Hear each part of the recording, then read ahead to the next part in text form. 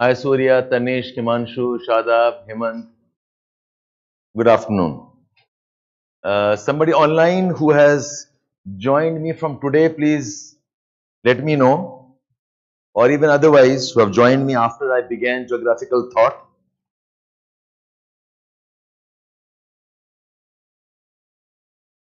Hi, good afternoon, Preeta, Vedanshi. Ah, yes, Rohit. Okay, okay. ठीक. Anybody else who has joined me today for the first class? Vedanshi. Vedanshi have joined me. Okay. ठीक है, no issues. Just that if you are joining maybe after a couple of classes are done, don't get impatient. Even otherwise, some of you joined me 1 or 2 days after geographical thought had begun. Kul mila ke I have done 5 or 6 classes till now geographical thought.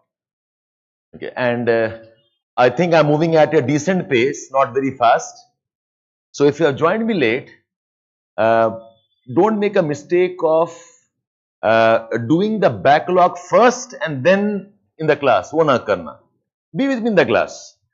Maybe what I say you don't understand, that's okay. And do the backlogs parallelly. 5 or 6 days of backlog, 5 days of backlog shouldn't take you more than a week to finish off. The videos are there, have a look.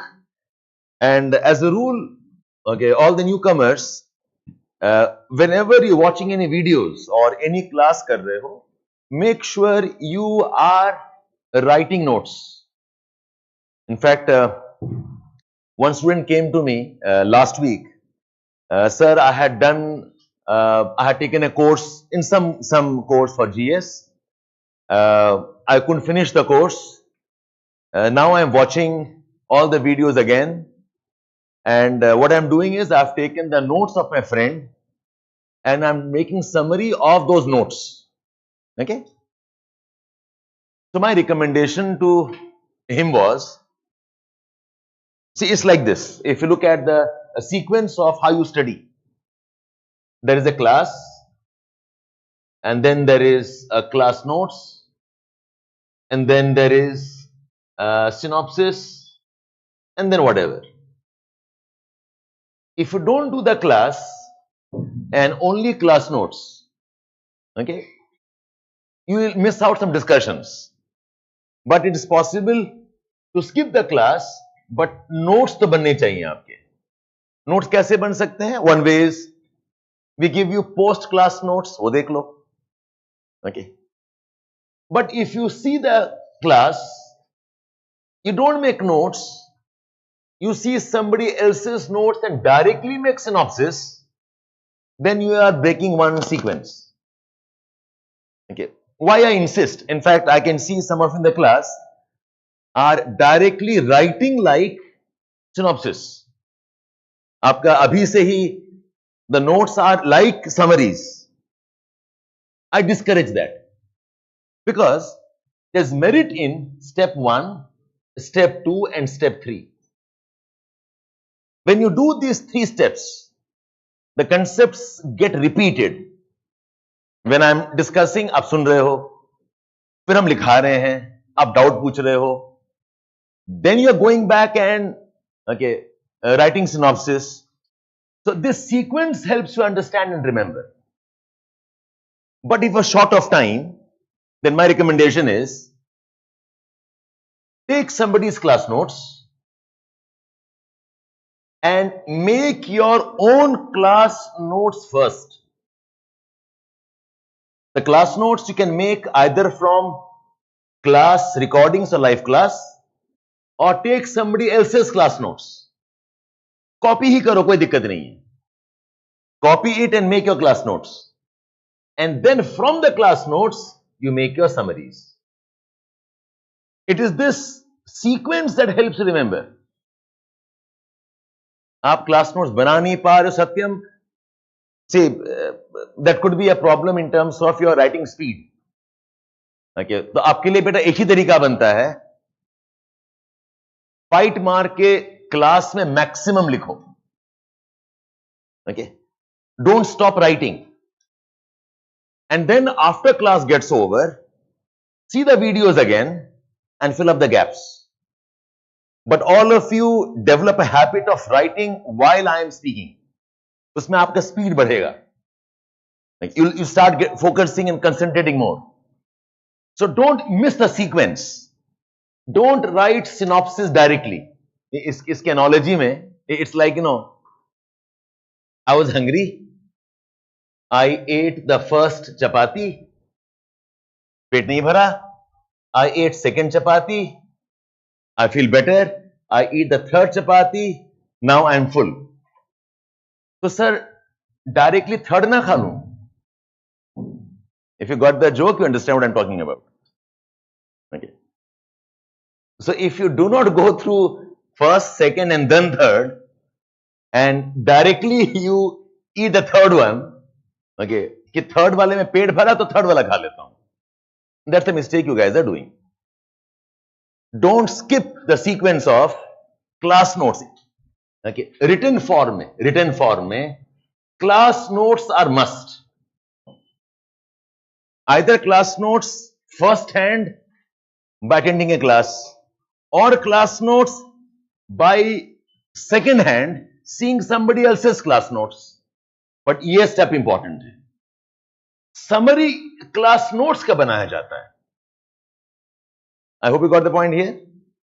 Okay. So those of you have joined later on, you do have to do this parallelly. Parallelly be between the class. Okay. समझ में आए, समझ में नहीं आए, keep at it. Okay. And parallelly, slowly, gradually, do the backlogs. अनुज्ञा ऐसे होना तो नहीं चाहिए, but maybe some of them we have missed out. No, synopsis, अनुज्ञा, synopsis, we will evaluate, but don't wait for that. You keep on doing your work. The upload of synopsis is more to keep you regular, to keep you on track. Synopsis में क्या check करना है? You're copying content, right? All I want to see the form. Form is tightly packed, not more than one page, more of diagrams, only keywords, no sentences, more schematics. हम वही देखना चाह रहे हैं, that's all. So don't expect कि feedback के बाद ही लिखोगे. Keep on writing. You learn eventually how summarizations are made. Or you'll get used to Suryadev, don't worry. एक बार आप करते रहोगे ना, ये सब हो जाएगा. ठीक है. Okay, let's get started now. So, first let me revise the previous topics. So, we have done pre-classical geography.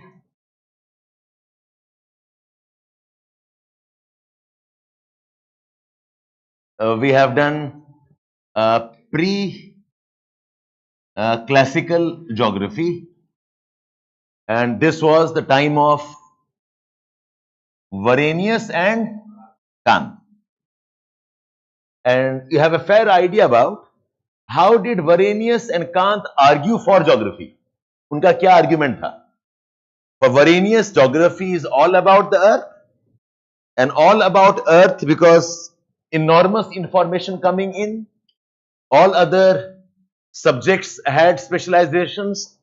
We had nothing about earth. So we must have a subject about earth. And this content about earth includes the general content and also the specific content. General content is earth size, shape, density, continents, oceans, okay, earth and the forest in general, earth and the climate in general, earth's relationship with other celestial bodies. Or general geography mein, the human aspects are not there. Because Varenius believed the human aspects are difficult to generalize. Human aspects are difficult to convert into laws. Whereas the special geography is all about the specifics of a particular place. The local climate, the local vegetation, local soil, even the people who live there, what work they do, what type of administration, what governance, and those things are unique to a particular place. Those things are unique to a location. And special things, because unique hai, you can't make laws. All you can do is describe. The method of general geography is lawmaking. The method of special geography is description. And special geography has human aspects. Okay, but because special geography is difficult to make the laws, so Varenius said, I am not very excited about human geography. But remember, he did not remove human geography from the scope of geography. Whether he liked it or not, he said, okay, geography ka part hona chahiye. But he said, given a choice, maybe I would have not done it. But that's how he has defined geography. And in his geography, Varenius said, there actually is no dichotomy. These are two parts of geography. There are two approaches in geography. Both are important. You need one for the other. So geography ko baanto mat. I need both for the sanctity of geography as a discipline. I hope you got all the points, Varenius, all of you here. Recall ho gaya aapka points. Then comes Kant. Kant is again trying to tell us that in the classification of knowledge, geography's development has not been done properly. Or rather, he said, in the body of knowledge, the study of places is missing. We have mathematics, we have biology, we have economics, we have sociology, we have history, but the study of places is missing. And he said the study of places is different from all the other type of sciences. Study of places can't use logic. A study of places is unlike the natural sciences. A study of places is not like history either. Study of places is not about time either. Okay. So he said study of places uniquely as chorology. And I said chorology means 3-4 things. Chorology means study of places. Chorology means you can't make laws. You can only describe what the place has. A study of places, chorology, is not like chronology either. And in chorology, okay, you have to include both man and environment. That's why we said in Kant's geography as chorology, there is better, okay, environment man integration, जो कि Varenius में थोड़ा loose था. Okay, because Kant's geography does not need to make laws. The laws banana ही नहीं है. So then no bias against human geography. So Kant's chorology defines geography as a very unique, different subject. Kant's chorology, okay, defines geography as an exceptional subject. And we have referred to this as the principle of exceptionalism. Now this idea in many ways influences many other later scholars. Some will agree with him, others will challenge him. And I gave the name of Richard Hartshorne, who said, I agree on Kant's ideas. I agree on Kant's classification. I agree, okay, Kant's definition of geography as chorology, which should not make laws, describe and include man-human aspects. But others I have told you, I mentioned some names. Okay, we had Ackerman and Schoffer and the rest, who said, you know, this idea of geography as only chorology is the wrong idea. Rather than, they were more keen about how Varenius was developing geography. Geography must go towards lawmaking. And then I use terms like what is, okay, nomothetic, okay, what is idiographic, okay, Hartshorne's idea of areal differentiation. I hope you have got those words now. Oh, fine. Free Ren, I look into that. ठीक है. आप करते रहो. Don't get bogged down by that. You keep at it. Okay. Your actual work starts once you have done these topics. Yeah, you're right. Schoffer's ideas ultimately became the concept of quantitative revolution in geography. Correct. Good to hear all of you. तो पहला step जो है to understand the concepts, the next step is know the exact jargons, the words, okay, वो सब होता रहेगा धीरे धीरे. So I believe Varenius and Kant are done.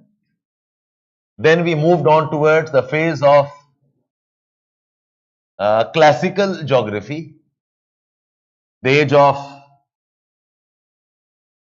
Humboldt and Ritter.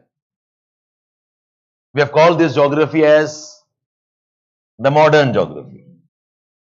और modern geography क्यों कह रहे हैं? I gave you some pointers.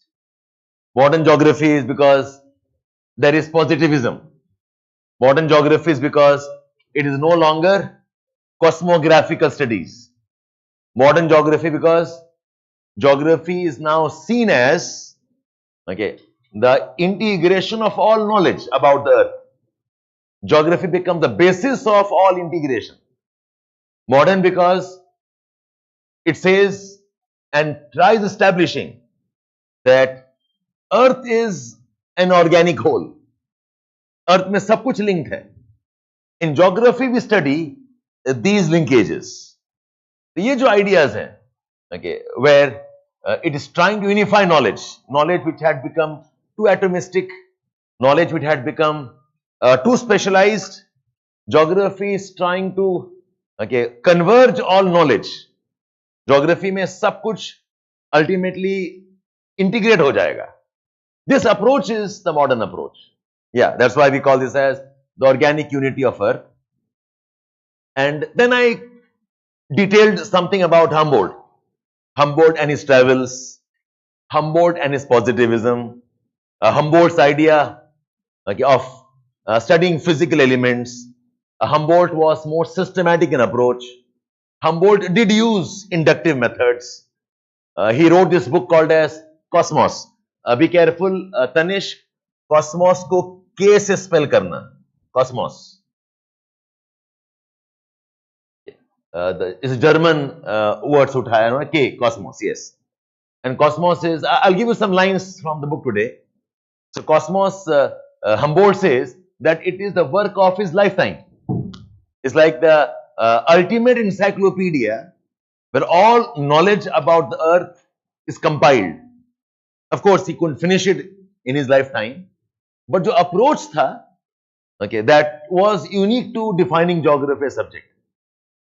And same things even Ritter tries. Ritter also says, yes, geography can converge. Geography is also organic unity of the earth. Geography, we have to be scientific. He also wrote an encyclopedia called as the Arkunde. But Arkunde में एक add कर दिया. It is in relation to man. Okay. Both Humboldt and Ritter studied both physical and human aspects. Both are against any dichotomies and dualisms. Okay. But study of man as a focus theme, आप सब कुछ अर्थ में man के angle से ही पढ़ रहे हो. Whatever study on earth, you're studying from the perspective of man. This is called as anthropocentric approach. So this approach was more strong in the works of Ritter. Although Humboldt also has talked about man. In fact, Humboldt, I think I mentioned this to you, Humboldt while traveling to Spain and parts of Mexico, Mexico, which he called as the New Spain. And there he found slavery. There he found people employed into mines, exploitation, and he writes about that. Say this is not what the earth was made for. Okay, earth is all about living in harmony with the planet, without any exploitation. So he writes about that. So Humboldt also is concerned about man, development, poverty issues, but his major theme was physical geography. So when we are trying to slot them, which I think it's not right, but फिर भी अगर हम label लगाना चाहते हैं, we'll say Ritter is more of a human geographer, whereas Humboldt is more of a physical geographer. Otherwise, in reality, there is no dichotomy. Yes, correct, Ubair. Okay, Varenius and even Humboldt, both of them talked about geography must include the study of celestial bodies, correct? Okay. So one defining aspect of Ritter was the determinism which was teleological. Okay. आज हम पढ़ेंगे on determinism, possibilism. So Humboldt was also determinist. Determinist basically means, okay, some factors beyond man control things. What controls beyond man is the earth's balance. What controls beyond man could be a divine purpose. What controls beyond man can be environment. Okay. So for both of them, for both Humboldt and Ritter, man is part of the earth. Man is part of nature. Man does not have an independent, exclusive existence.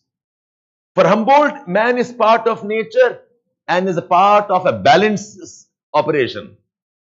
Okay. So his balance idea was deterministic. He said, "Ye natural hai.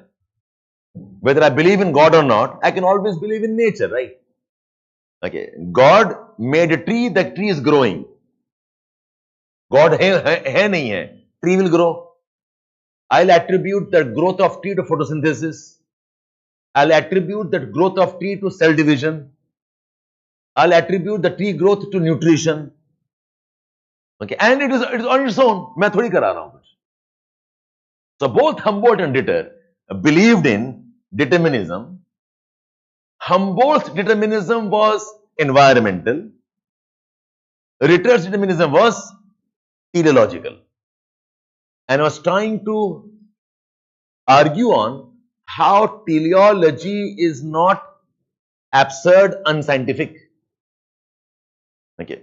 I can be a man of science, but if I believe in absurd ideas, then probably I am less scientific.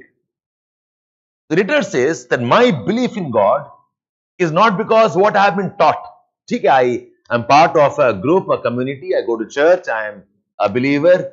ठीक है, वो तो part of एक habit हो गया सोचो. But he says, my belief in God comes from, okay, some things about the earth that science can't explain.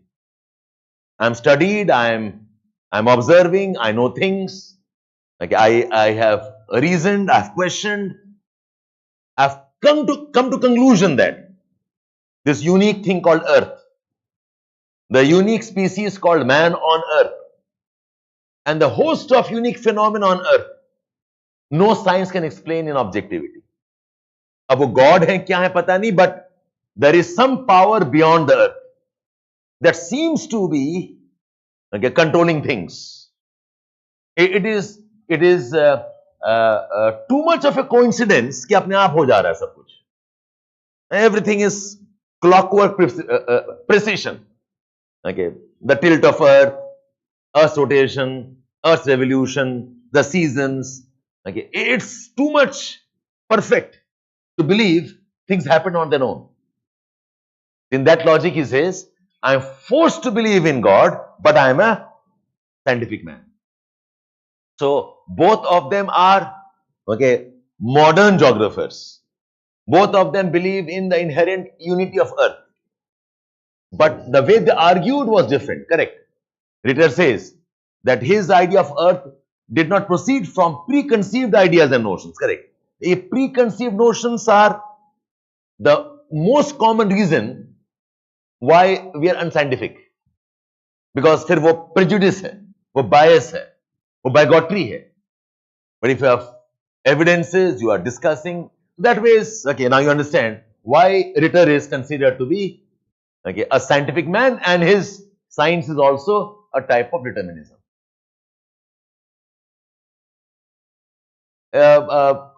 Freyren, he did talk about upwelling.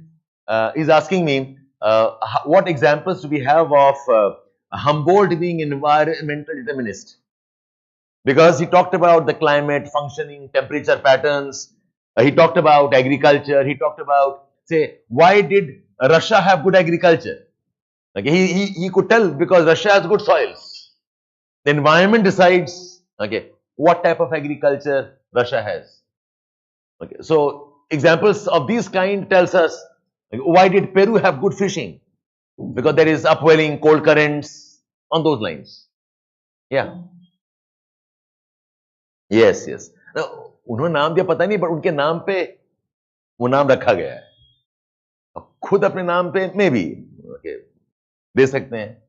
If I can make a stadium by my name, Shabbir Stadium, okay, तो वो तो current name ही कर सकते हैं. Generally, I believe I should die and then somebody must name it after me. Okay, but ठीक है, power है तो मैं कर सकता हूँ.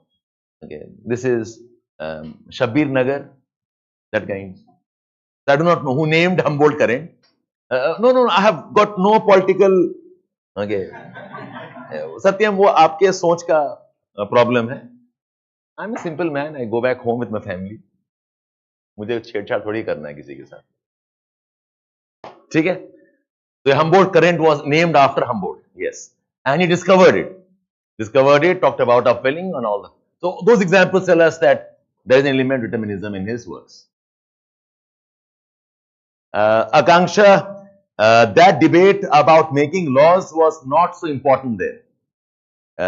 Humboldt and Ritter का एक ही purpose था, to establish everything was ultimately unified. So they never got into law बनाए, नहीं बनाए, describe करें. That was not the objective under Humboldt at all. So I don't find any books writing about that either. They're asking basically, did Humboldt Ritter believe in making laws? I think yes, they must have. Otherwise, the fact that when they are saying the earth has organic unity, ये अपने आप में law बन गया ना. Okay, but their works was not about that. Their works was more about how to establish the earth is unified. Yeah. So, any questions on this? Anybody? Any doubts on this? Yeah, tell me. Yes. Aesthetic as in environment controls, not because of God's design. Environment controls as a part of the efficient functioning. Okay. यहाँ पे aesthetic is in terms of the efficiency in operation. The earth का जो unification है, that unification because that is how earth maintains its operations. अगर unified नहीं होगा, the system will not be efficient system. It is not about God controlling it, it's more about controlling the operational efficiency. Kind of yes, Vatsala. Okay. Kind of yes. Ritter, because it starts with a divine purpose, that's an example of some element of deductive. So, Humboldt is seen more as inductive. Ritter is seen more as deductive, yes. Okay. Take out your textbook, all of you. I'll help you mark some lines first and then we'll move on. Good afternoon, Pooja, Aisha, Sanjeev. Guys joined in now. कोई बात नहीं. Uber, we are done with that. Maybe अलग से. Today's class, I'm not going back that far. Okay. About Greeks and the Romans, we'll skip that. Arabs for now. So take out your Dikshit.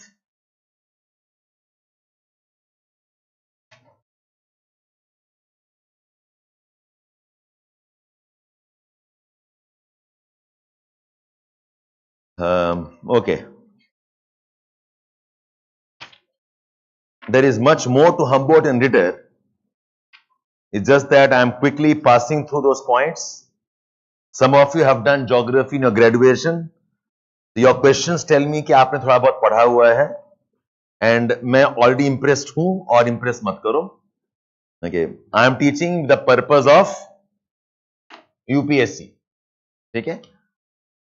Some questions tell me अगर नहीं पढ़े होगे तो नहीं पूछ सकते हो.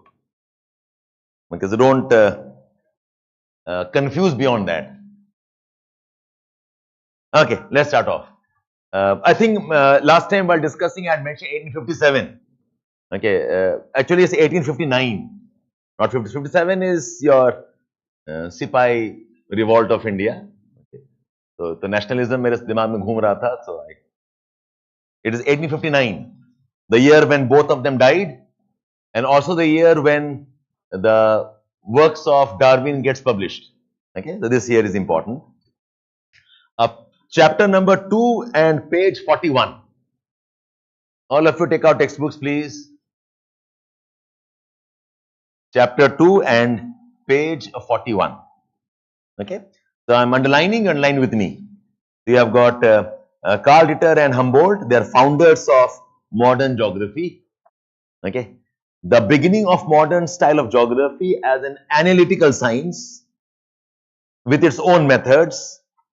Okay. It was the end of the old cosmographical geography, which is part science and part fiction. ठीक है? ये हमने बार-बार use किया है. Why I'm saying Humboldt is modern? Because it is the end of the old cosmographical science. And Humboldt's contribution, okay, in the development of geography as science. The first cross currents of 18th century is the details. You can skip all of that. Next page.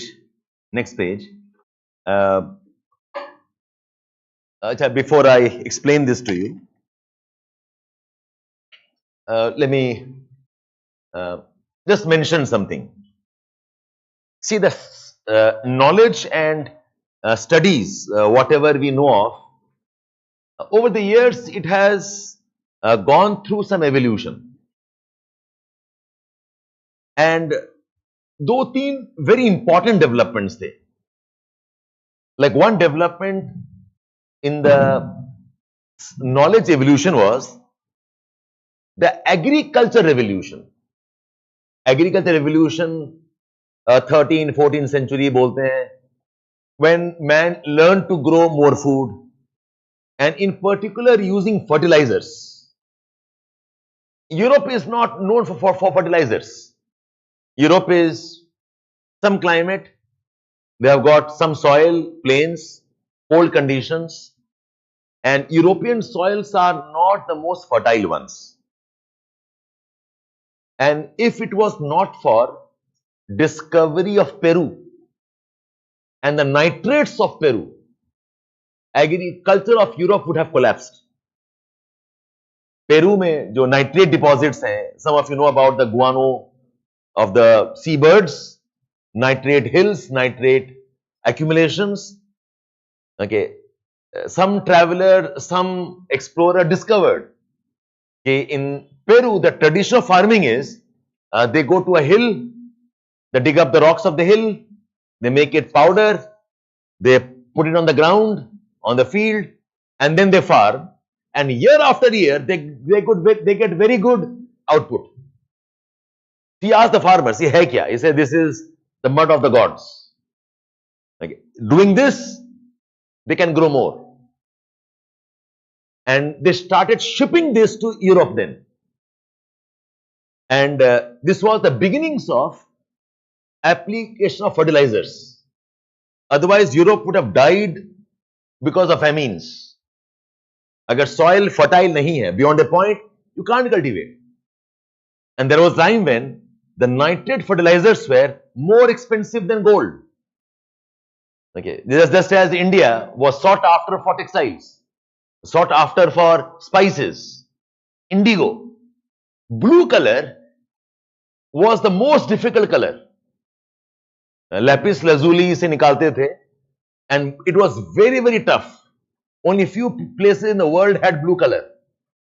That's why, because blue was so costly, they used blue color to paint the most sacred portraits. The Bible bana rahe hai na, the blue color was used only for very important passages. The blue color was used to paint the portraits of Mother Mary. Okay, so indigo jo plant is like a flower. It's a very unique flower. So the amount of trade we had was because of indigo largely. So these products sustained the economy of Britain. Spices, indigo, and now fertilizers. The 13th, 14th century mein, okay, this was a very important revolution. And then they started making some implements. We call that as agriculture revolution of Europe. Then we had science. Okay, of course, linked to this was the Renaissance times. Renaissance times, when man becomes again curious, questioning things. Men started challenging notions of blind belief, gods. Science starts developing. तो ये जो 17th 18th century है, okay, that again brings in industrial revolution. It's called as the Enlightenment of Europe. The Enlightenment phase was almost like a scientific, okay, burst in European knowledge.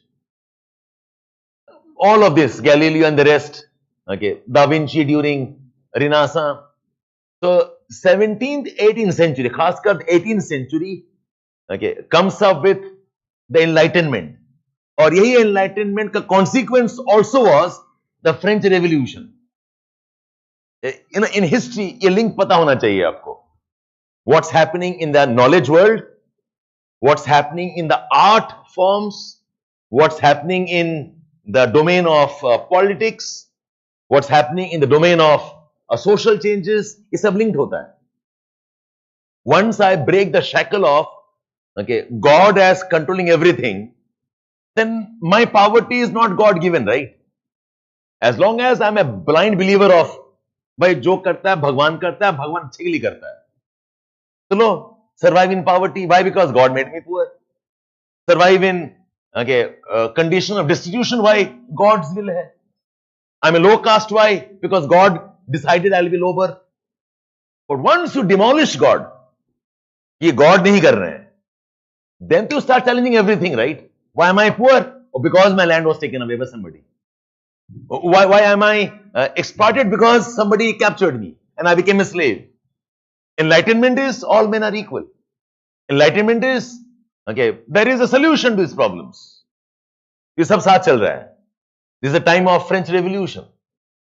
The time when the church is getting challenged by the common man, farmers and the workers. Okay, monarchy is being challenged now. So this time is called as the age of enlightenment of Europe. और enlightenment में ही positivism आ जा रहा है. Enlightenment में, okay, Humboldt comes in with his ideas of science, like ideas of positivism, ideas of discover the world. The world is not just Europe. World is much, much bigger than Europe. Go travel and see the world in diversity. तो ये बहुत important phase है, the enlightenment phase, which because of the colonial history, okay, we got trapped, we couldn't escape it. ये भी बताएंगे बाद में. How did Europe justify the colonial history of the world? उसका भी link है with environmental determinism. How they justified it. Okay. In fact, those in power, उनका तो काम ही है ना theory बना के justify operation. Those in power, if I am a powerful man, if I have control of resources and I control laws, governance, I will use every possible method to justify I'm superior than you. I'll start with saying God's wish. I was lucky. God supported me, not supported you. It's God's wish. I was born a type of race and my race means I'm superior being and not you. So Europeans started doing this. Okay. Anyway, वो बाद में आएगा. But just know this 18th century, the 17th century is the time of, okay, the intellectual renaissance also, not just cultural. We call this as the age of enlightenment in Europe. जैसे Europe में dark as था, Europe में फिर रिनासा आया. रिनासा was more around art and Renaissance led to scientific expansion. It led to enlightenment phase. So Humboldt and Ritter are living in the consequence of the enlightenment phase. Remember, Europe में the industrial revolution is 1770s. The steam engine is developed and early 19th century is Humboldt and Ritter. So ये सब influence कर रहा है. So Humboldt is the product of that phase of science, okay, that phase of modernity. The modernity of Europe is essentially the rise of science, the rise of machines, the rise of positivism, and the rise of intellectual curiosity. Sangman, you're asking the wrong person. If you ask me, I'll say yes. Okay? Napoleon Empire, okay, you can go on there. You can go on there. Nahi, Shadab,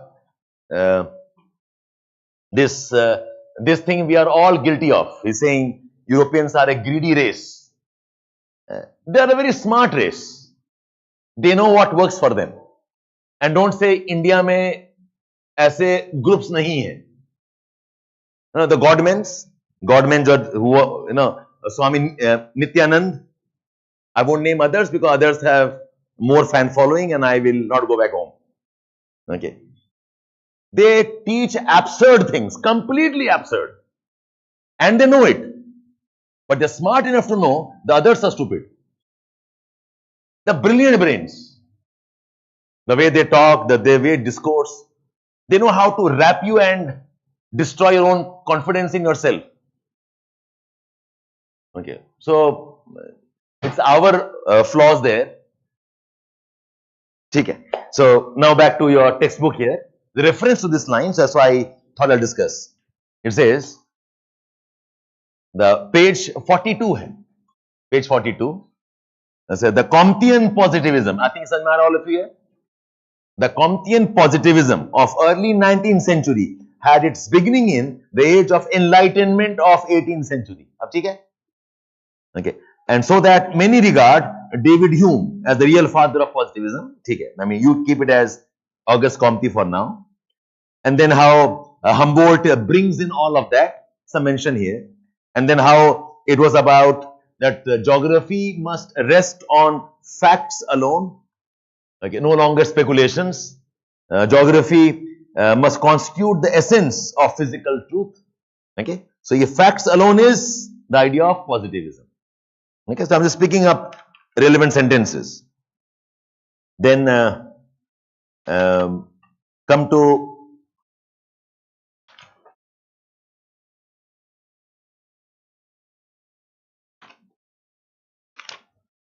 page number 53. Page 53. Humboldt wrote to his friend. Page 50, last paragraph. Notes में page number लिखते रहना please. That he regarded cosmos as the work of my life, in which he had planned to put together in one unified work all of his scientific ideas and researches of a lifetime, representing a single work, the whole material world, all that is known to us of the phenomena of heavenly space and terrestrial earth. So geography is this. Geography is cosmos as a 5-volume book and remained incomplete at the time of Humboldt's death in 1859. And then there are discussions on what are the volumes about. Okay, and in this volume, the first volume hai, even this had the discussions on the universe, which Humboldt called as Uranology. Jaise, remember Varenius said general geography is earth and celestial bodies. Humboldt also says geography must include the studies of universe also. Okay? Then next section mein dekho, look at this 8th, 9th line. It says, Humboldt projected nature as an organic whole born out of harmonious interrelationships between all living and non-living objects existing together in the particular territories. It was this belief that led him to develop his concept of universal science, encompassing all aspects of knowledge, moral as well as material. Okay, it was universe in totality. The urge to search for unity in science. Okay, geography ka basis tha, how can we unify science? The urge to search for unity of science had attracted him to geography. As the father of modern geography, okay, he believed that nature as an organically interrelated and unified entity. And when he says nature, he also includes man. In the geography of Humboldt, there is no dichotomy of man apart from nature. But his studies are more on the physical aspects. Okay. Then he says here, next page dekho, page 65. The last two paragraph. Humboldt derived aesthetic satisfaction. This word does not mean beauty. It's more about the sense of completeness. Okay. Through his scientific analysis, the concept of interdependent unity of nature called as Zusammenhang, which means hanging together. Okay. He rejected the concept of dualism between man and physical world and projected by the materialistic atomistic view. Okay, that excluded man. So he rejected the idea of dualism between man and the physical world. Telling you that in Humboldt there is no dualism. Man, environment, saath hai, and all unified as part of Zusammenhang. Okay. That's some quick reference to Humboldt. Page 58 dekho. Page 58. Okay. The last one, but one paragraph. Ritter's interest in geography had been aroused after meeting Humboldt in 1807. He published a 2-volume work of Europe. 6 years later, he published 2 volumes of his famous Urkunde. Okay. And Ritter had intended Urkunde to serve as a text on the science of earth in relation to nature and the history of mankind. Okay. So, ये वाला जो dimension add किया makes Ritter a bit more man-centric than Humboldt. Okay. Then page 9 में है, like Humboldt, Ritter also used the term Zusammenhang. Like Humboldt, Ritter also used the term Zusammenhang, refer to harmonious unity, interconnections among diverse phenomena. Okay. Ritter named his new scientific geography as Urkunde, meaning earth science. And there was never doubt in his mind the fact that this geography was concerned primary study of earth as the home of man. Okay. So Ritter makes this more clear. Geography, study of earth as the home of man. Thereafter, same unity of nature. And next page, I think I have to mark. Okay, that analogy of why he is considered scientific even if he is teleological. याद है ये वाला 9 mark किया नहीं किया? Page 60 में. Okay, that much about the earth that can't be explained scientifically. 3 fundamental facts: the uniqueness of earth, uniqueness of man, and explanations around a host of geographic factors. So his ideas doesn't proceed from preconceived ideas and opinions. Okay? This and one discussion, page 62 may be here, to tell us why he thinks there is a design behind whatever happens. How the sun in the east, the beginnings of civilization, the sun sets towards west, the west as culmination. Some ways he is trying to justify there's a pattern and design of nature. Take all of you? Yes.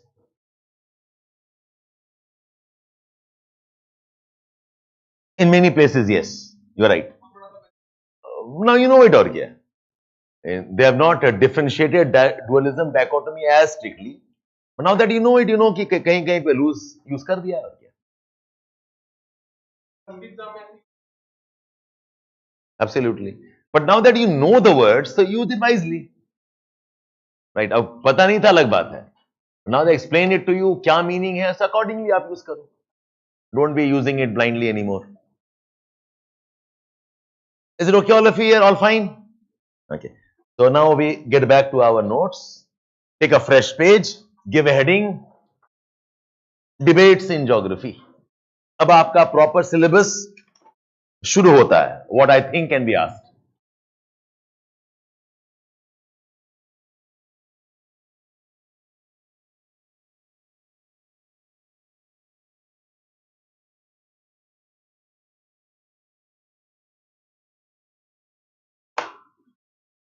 ठीक है, all of you start now.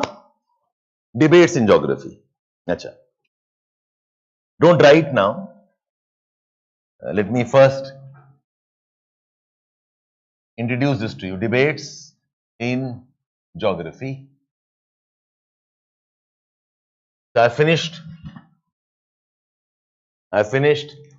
what is the geography of antiquity, what I meant by the Dark Age and the age of the Arabs, the age of the voyages, the age of pre-classical geography, and the contributions of Humboldt and Ritter. यहाँ तक geography is now established, बन गया. अब geography में there are some debates. Like I said, no, once the house is made, the debates start thereafter. Darshan. Okay, ठीक है. I know you are restless here. This whole book is a brilliant book. पढ़ लो पूरा, ठीक है? But पढ़ने का एक process है. So I am just giving you relevant passages to start with. Start with class notes ज़्यादा important है. And class notes is given credibility by telling you कहां से उठाया मैंने. Once you have mastered that, पढ़ लो ना, big deal. But ये पढ़ने के चक्कर में NCERT नहीं हो रहा, ये पढ़ने के चक्कर में basic summary नहीं हो रहा. That's the problem. It's about priority. Okay. इसके बाद don't ask me anymore. जो समझ में आता है करो. And समझ में नहीं आया, every line is important, पढ़ लेना.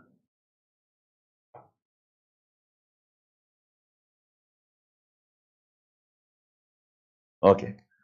So let's understand what I mean. Okay.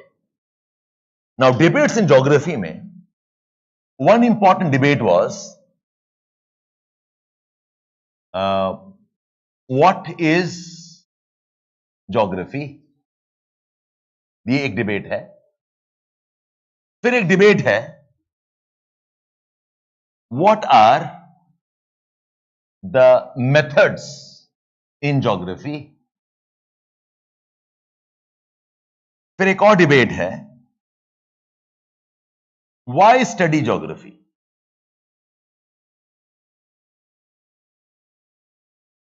Okay, what is geography? Study of earth and what aspects of earth. The second debate are what's the method in geography? Description method, generalization, use mathematics, don't use mathematics, positivism, speculation, वो debates हैं. And then debate was about the purpose of geography. Now that I know geography, से करेंगे क्या? Okay. Now this debate manifests in different ways. So one important manifestation of debate was the physical versus the human geography. Should geography limit itself to the physical natural world, or should geography include human aspects also? Should geography limit itself to description of specifics, or should geography go into making laws also? तो ये जो तीन debates हैं, how they manifest. Write down. Let a small paragraph लिखो.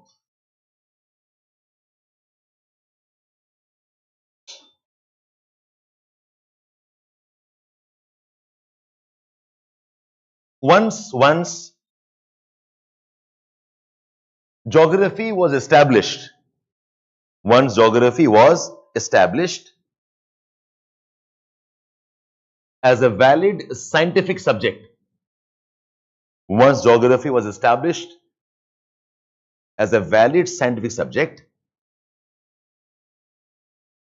where geography was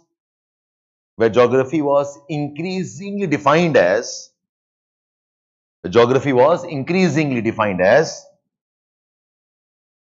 the study of earth and its variations. Study of earth and its variations.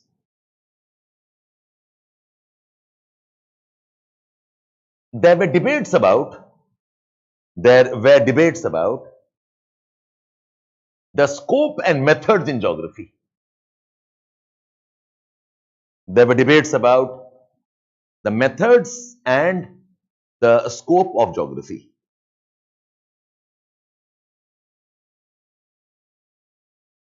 These debates are referred to as dualisms and dichotomies in geography. These debates are referred to as the dualisms and dichotomies in geography. Okay? So I'm using these two words interchangeably, but generally dichotomy means two parts, you can't reconcile them, you must choose one. It's like cutting something and separating them. And dualism basically means there are two aspects to it. In dualism, we need not take any one approach. In dualisms, we acknowledge both are equally important. Okay, night and day are like dualisms. Black and white is like dualisms. Okay, yin and yang, the male and female are like dualisms. इसमें choose नहीं करना होता है, which is more superior. In dichotomy, I have to choose. I said it's about cutting a subject and developing them into separate compartments. But in most of our discussions, we will take them as synonyms. Okay, कुछ जगह में dualisms remain dualism. In some debates, there were efforts to separate them also. Okay, so for now, I'll not get into that type of discussion right now. For now, I will assume dualism and dichotomy mean the same. So once geography gets established as a subject, the debates start off. Head down. These debates include the following. These debates include the following. Number one, debates around what is geography. Debates around, number one, what is geography? Number two, debates on what are the methods in geography? What are the methods in geography? So, what is geography mein? Okay, what are the constituents ki geography kisse bana hai? Methods mein the approach of study. Okay, what are the methods in geography? How to study? The third is why study? The purpose of studying geography. ये भी debate रहा है. The purpose of studying geography.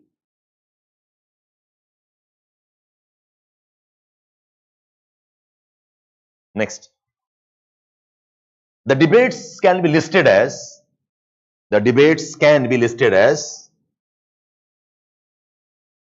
A, physical versus human geography. Physical versus a human geography. Number two, or B, general versus a special geography.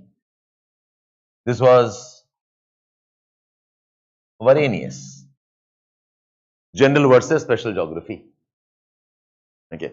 और इसी का form था.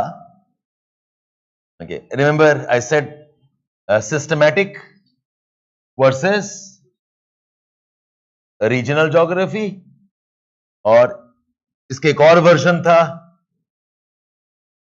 nomothetic versus ideographic.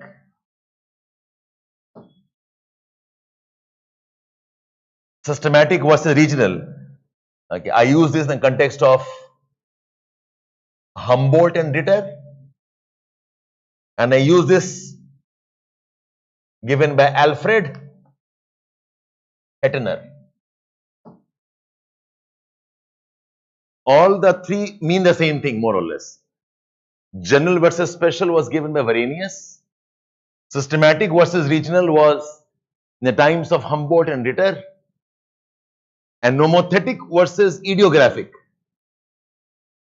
This term was used by Alfred, A-L-F-R-E-D, Alfred Hettner, H-E-T-T-N-E-R. 1880s की बात हो रही है, Hettner. and they all are this. ये मैंने करा दिया आपको already. I've done this discussion already.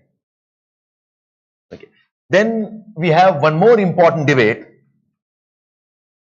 which is determinism versus possibilism.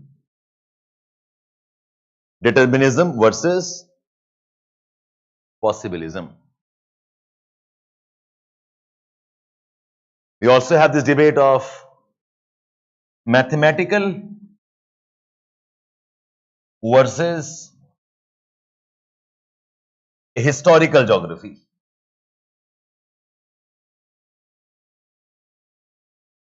Determinism versus possibilism. Mathematical versus historical geography.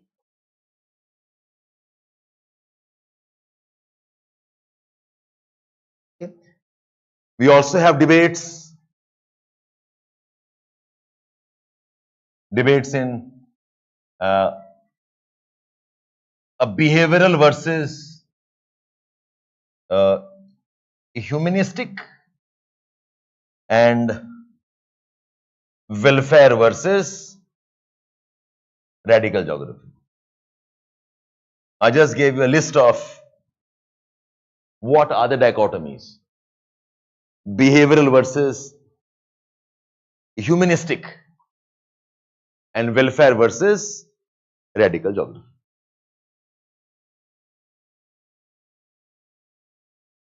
So if I, okay, ये list हो गया.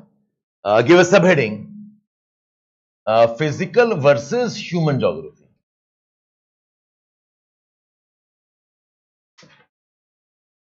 Physical versus human geography.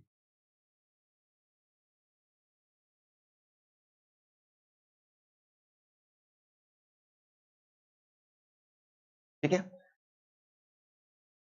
Now, this debate was not a sustained debate. This debate was not a sustained debate. ये बहुत दिन चला नहीं. Initially, there were some geographers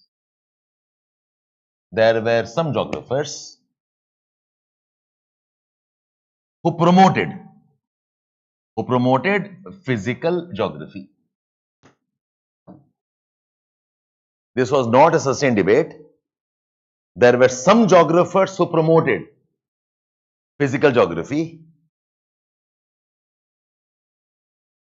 Many of the early contributors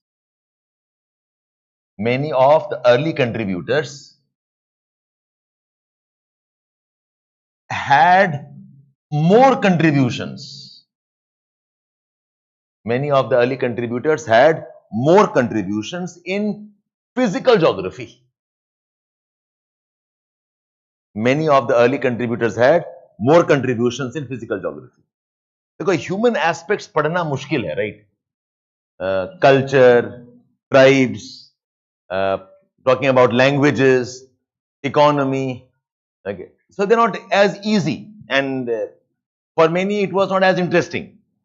More interesting was how are the mountains formed, how the river flows, why do we have climate, why some places has deserts, okay, why does the night sky look like this. So early contributors, scholars, thinkers, travelers. If I'm a traveler, I will notice more physical aspects. So early contributors, they were mostly physical geography, okay, but a human geography also has a rich tradition. जो early geographers थे और contributors थे, they were more in physical, but human geography में also we had a rich tradition. So mention 3-4 names. You remember the works of Hecataeus, याद है आपको? He writes the book Hesperidos. The works of Herodotus, Talking about tribes, याद आ रहा है? Ethnographer. Okay. Even Aristotle talks about people, climate, and personalities. Human geography also has a rich tradition. So the name mention karna, that's all. Okay, the names were, I said Hecatius, who wrote this book called as Hesperidos. Then we have Herodotus, who studied tribes. He was the first ethnographer. Okay. We talked about Aristotle talking about climate, personalities, and the rest. Okay. Even Plato, remember, he talks about how man can destroy, okay, the land's fertility.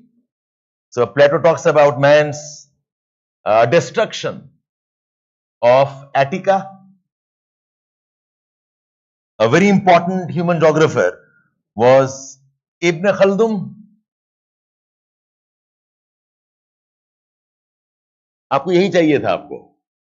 Okay, in your answers, आपको ऐसे ही mention करना है. Okay, all the discussion I had was to get you familiar. Ibn Khaldun writes that book, remember, Muqaddima, याद आ रहा है? He writes the book called as Muqaddima, discussing how civilizations rise and fall. वो human geography है. Human geography means study of man as part of environment. And a very important human geography का basis था how Eratosthenes defined geography. याद आ रहा है? Eratosthenes defined geography as study of earth as the home of man. अब home of man में human तो आने ही वाला है. Sorry? Yeah, absolutely. Talking about society. Ab, is your choice how many examples you want? I'm saying most scholars were studying physical aspects. I'm giving examples of some of them who also have studied human aspects. Okay. Achha. And none of them were saying that geography should do only this. ऐसा नहीं था. बस somebody said कि ये भी पढ़ते हैं चलो. Plato, man's destruction of Attica. Arvind. Attica as a place, the old Athens.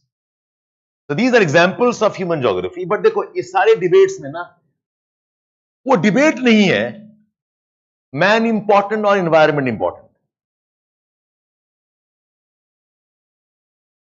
The seeds of debate can be traced to who? The seed of debate in physical versus human. हम कहां trace करेंगे? The works of Varenius, correct. यहां तक ऐसा कोई debate नहीं है. This guy studies man, the other guy studies physical. That's all. मेरा शौक वही है, मैं वो पढ़ रहा हूं. But human पढ़ना है या physical पढ़ना है? The actual seed of debate is traced to Varenius, where human aspects like economy, settlement, governance, trade,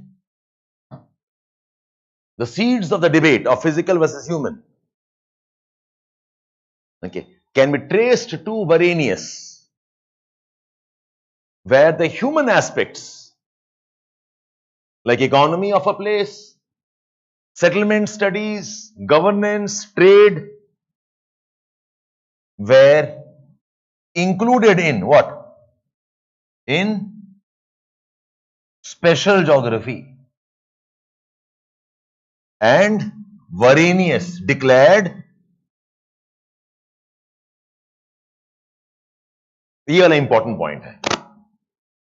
The seeds of dichotomy can be traced to Varenius, where human aspects like economy, settlements, okay, were included in special geography, and Varenius declared that he was not very enthusiastic about human aspects.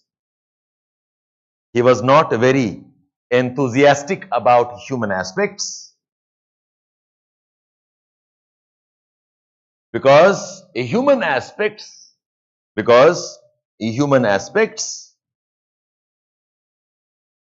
cannot be put to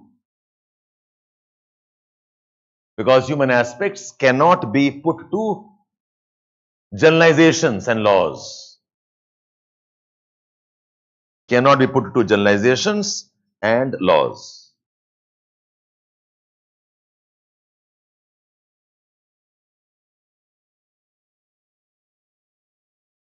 Okay? This is the first important insight. Others did not debate कि ये superior है, वैसे बस somebody studying only environment, ठीक है मैं पढ़ रहा हूँ. Somebody studies only climate, okay fine. Somebody says let me study tribes, okay fine.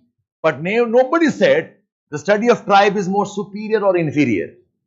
It's like I am a scholar of racial studies, but just curious. Some people are dark skinned, some people are light skinned, some people are tall, some people are short. I'm just studying diversity. I'm not saying the guy who is tall is superior. I'm not saying the guy who is fair is superior. Once I say that, now I become racist. Otherwise, it's a branch of knowledge, studying the diversity of man. So it was Varenius who starts saying, कि नहीं मुझे ये पसंद नहीं है. So I'm saying the seeds of dichotomy. Okay. ये एक point हो गया. The next point is, however, this debate of physical versus human geography, was dismissed. Under who? Under Kant's chorology. This debate of physical versus human geography was dismissed under Kant's chorology.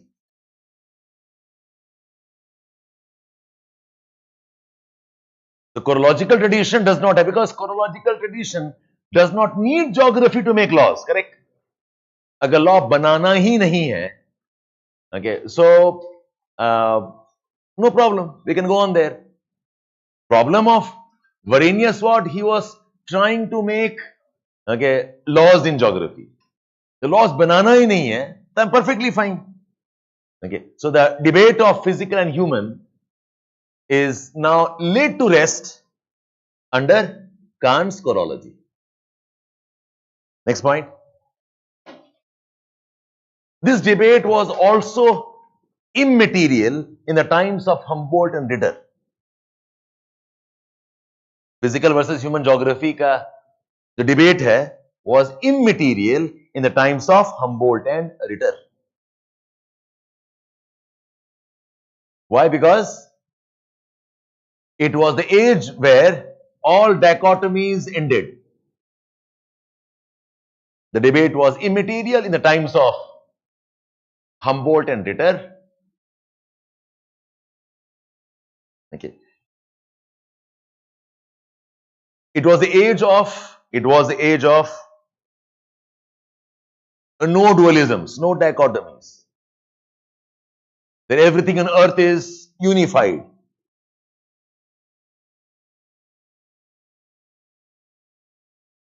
But okay, the anthropocentric nature of geography was more established by Ritter. Yes, but the anthropocentric nature of geography was more established by Ritter in his book Darkunde. Was more established by Ritter in his book Arkunde. Arkunde क्या था? Put a hyphen. The science of earth in relation to nature. Arkunde is the science of earth in relation to nature and history of mankind. And history of mankind.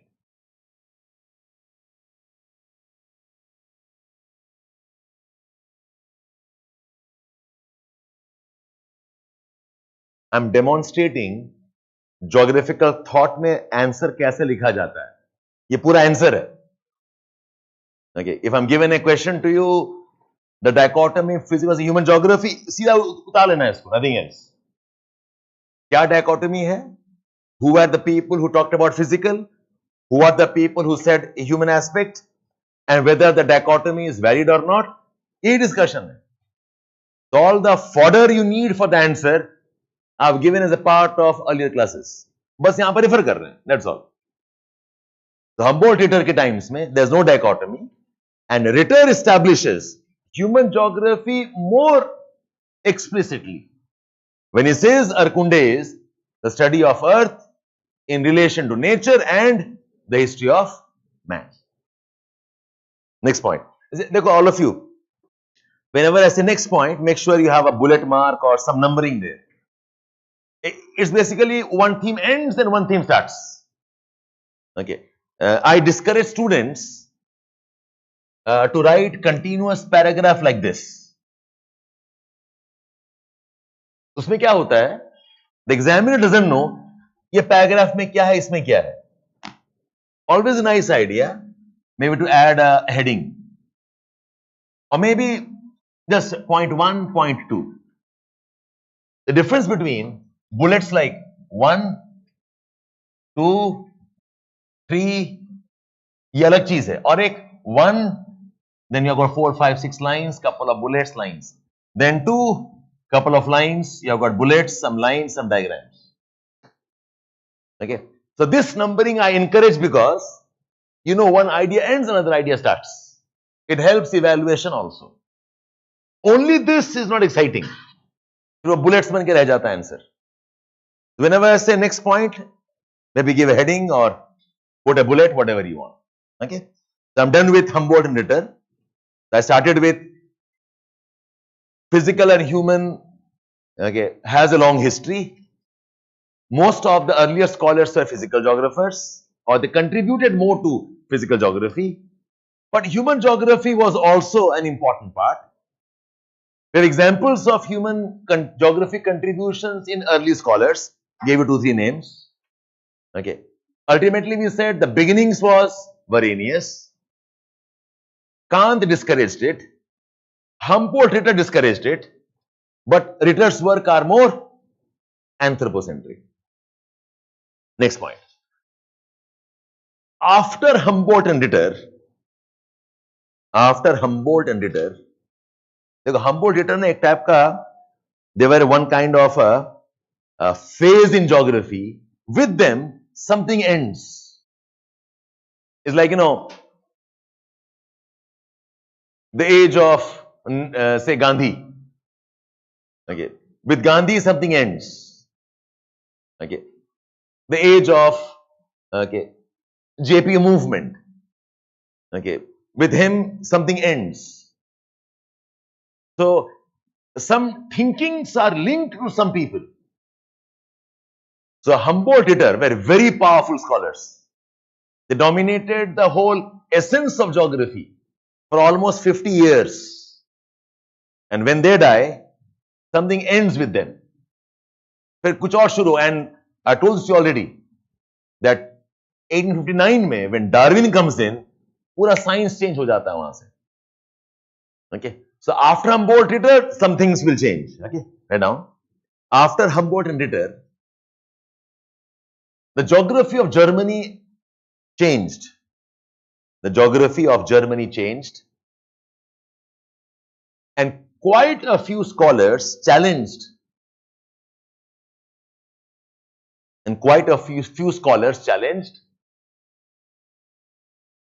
The concept of organic unity of earth and geography as a discipline.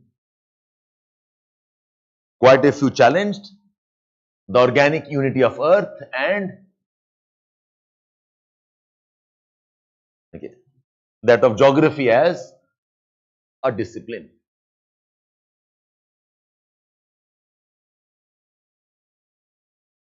Now these two people, okay, professors in geography Germany mein. One is Oscar Peschel.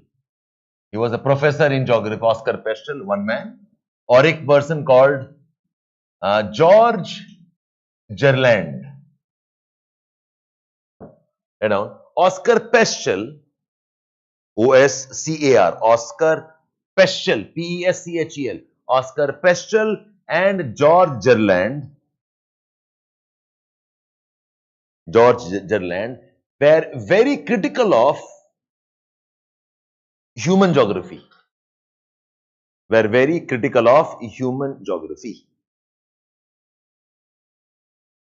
They believed human aspects are a different science. They believe that human aspects are a different science and that geography must be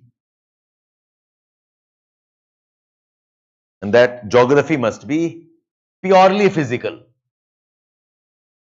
Geography must be purely physical. ये दो ही ऐसे लोग हैं who say, देखो, Varenius, he didn't like human geography, but he never said human geography हटाओ यहां से. Like he said ये दोनों पढ़ते हैं but I don't like it.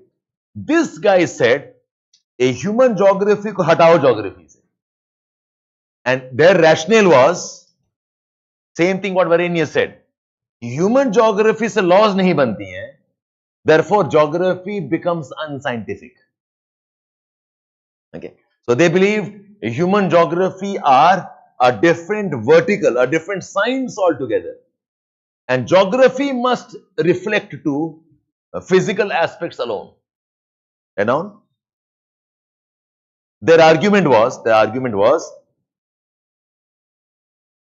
human aspects cannot be generalized. Their argument was human aspects cannot be generalized, and therefore compromise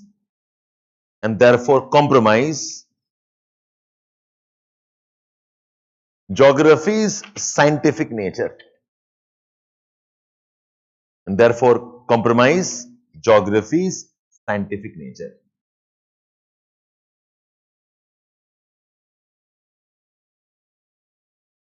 However, same discussion chal raha hai. However, they were the last who encouraged such a dichotomy.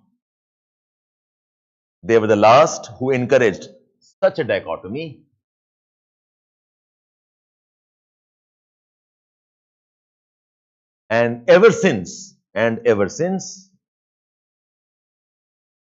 geography has maintained.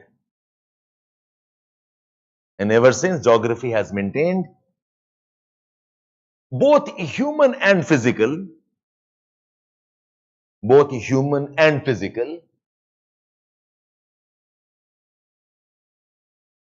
as part of the scope of the subject. Both human and physical are part of the scope of the subject.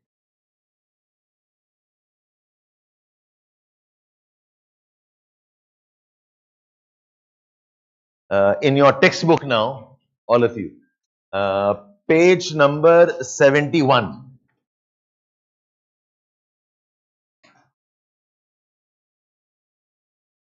Notes में लिखो please वहीं पर side margins में. Refer page 71 Dixit.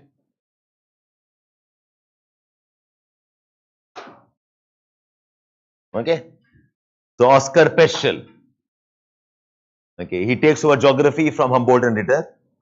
Okay, for about 20 years before his death, Oscar Peschel had been geography in Germany. Okay, so after Humboldt and Ritter, this guy becomes the more important. He was one of the first professors in geography, Peschel. And Peschel was very critical of Ritter's method. Last paragraph likha hua hai. He did not like Ritter's method. He questioned the ideas of Ritter and Humboldt. Okay. Next page dekho. Next page, look at the third paragraph. It says, Peschel in 1879 attempted to establish physical geography as science. He was critical of Ritter for having neglected physical geography, and he criticized Humboldt for not having attempted a scientific classification of landforms. He was critical of Humboldt for creating the impression that general geography could be equated with the entirety of natural sciences. Essentially, he is challenging both Humboldt, Peschel believed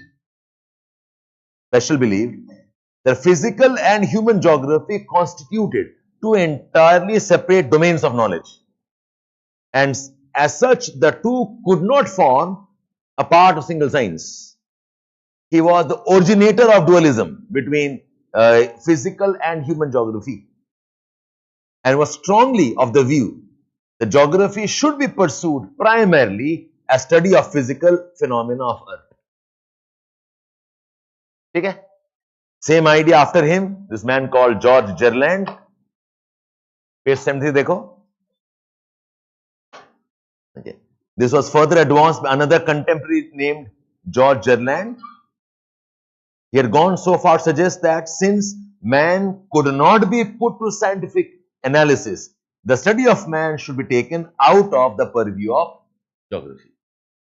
I put them together as both challenged a human geography as part of geography. But then, okay, geography ultimately continued as unified subject. Okay, the study of human physical, okay, was taken together. So there is attempt to resolve the dualism, and some other names are here. So ever since, geography retains both physical as well as human. It has been retained, okay, and some other names have been given here. All done, all of you? Yeah. So that's one dichotomy done.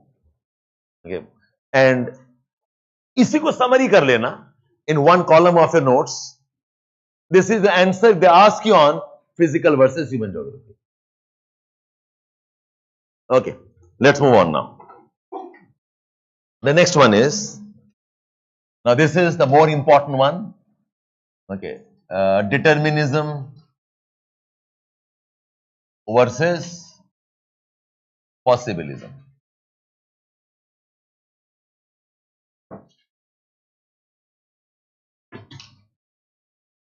Determinism versus possibilism. Take a fresh page. यहाँ पर आधा page बचा के कितना पैसा बचा लोगे? Best पैसे बचाओगे when you clear in the first attempt, right? Leave some space to add something more, page number, some summary. Okay. Let me explain this to you first and then we will go on. ठीक है? देखो. This is how any subjects develop. The first step is you list down whatever you are seeing. It's like, you know, I'm a curious traveler and I'm traveling. My first instinct will be, अच्छा यहाँ पर क्या है, इधर क्या है, वहाँ क्या है, okay, a mountain here, a river here, a person working here, agricultural land here, and I'm soaking all information in.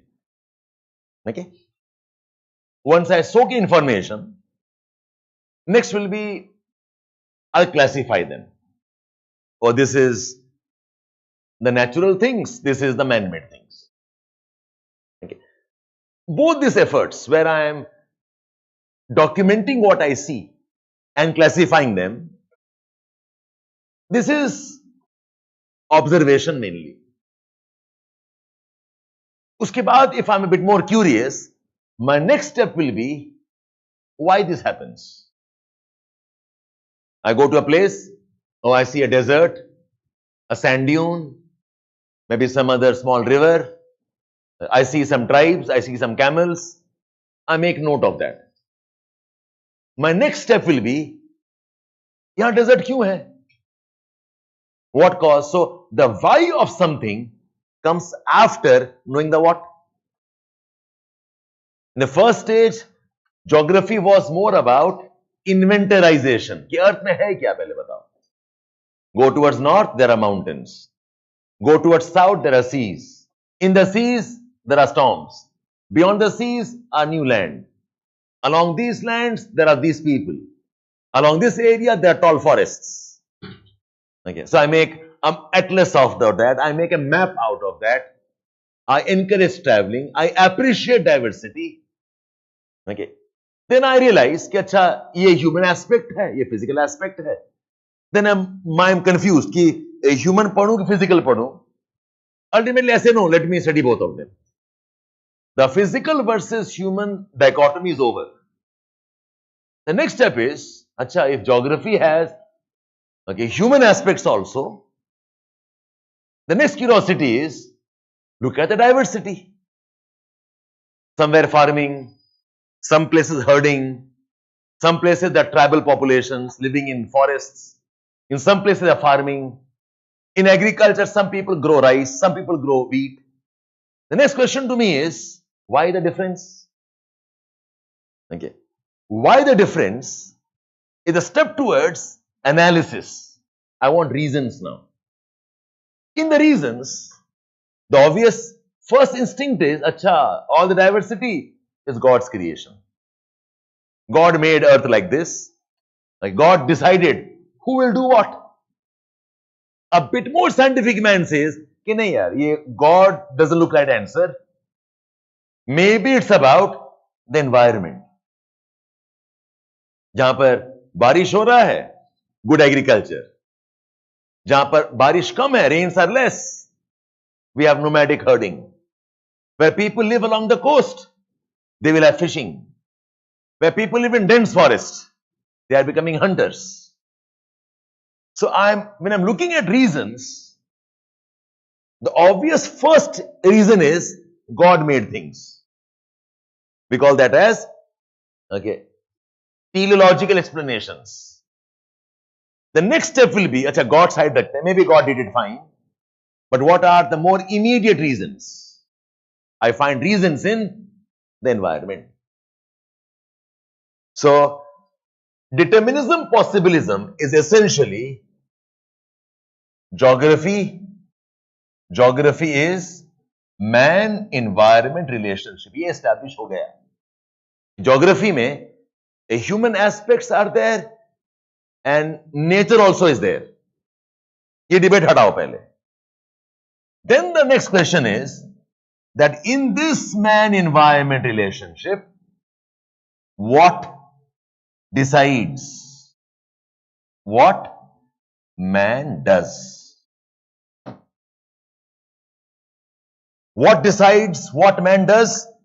This is the why. This is the analysis of why things happen. Why things happen mein,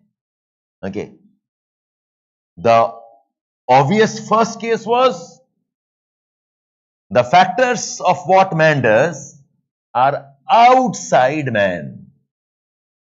Man cannot decide. External factors force him to choose or act. Okay? And the other school will be, the factors are within man. Man's intellect, man's thinking, man's culture, they decide what I must do. So, once the physical versus human geography dichotomy is over, khatam ho gaya ye wala. The next debate is, in this physical and human, what decides what man does? Is it okay, all of you here, all of you? Okay? So, I've gone into next level of debate. So, geography is an evolving subject. The earliest geography was knowing Earth's diversity.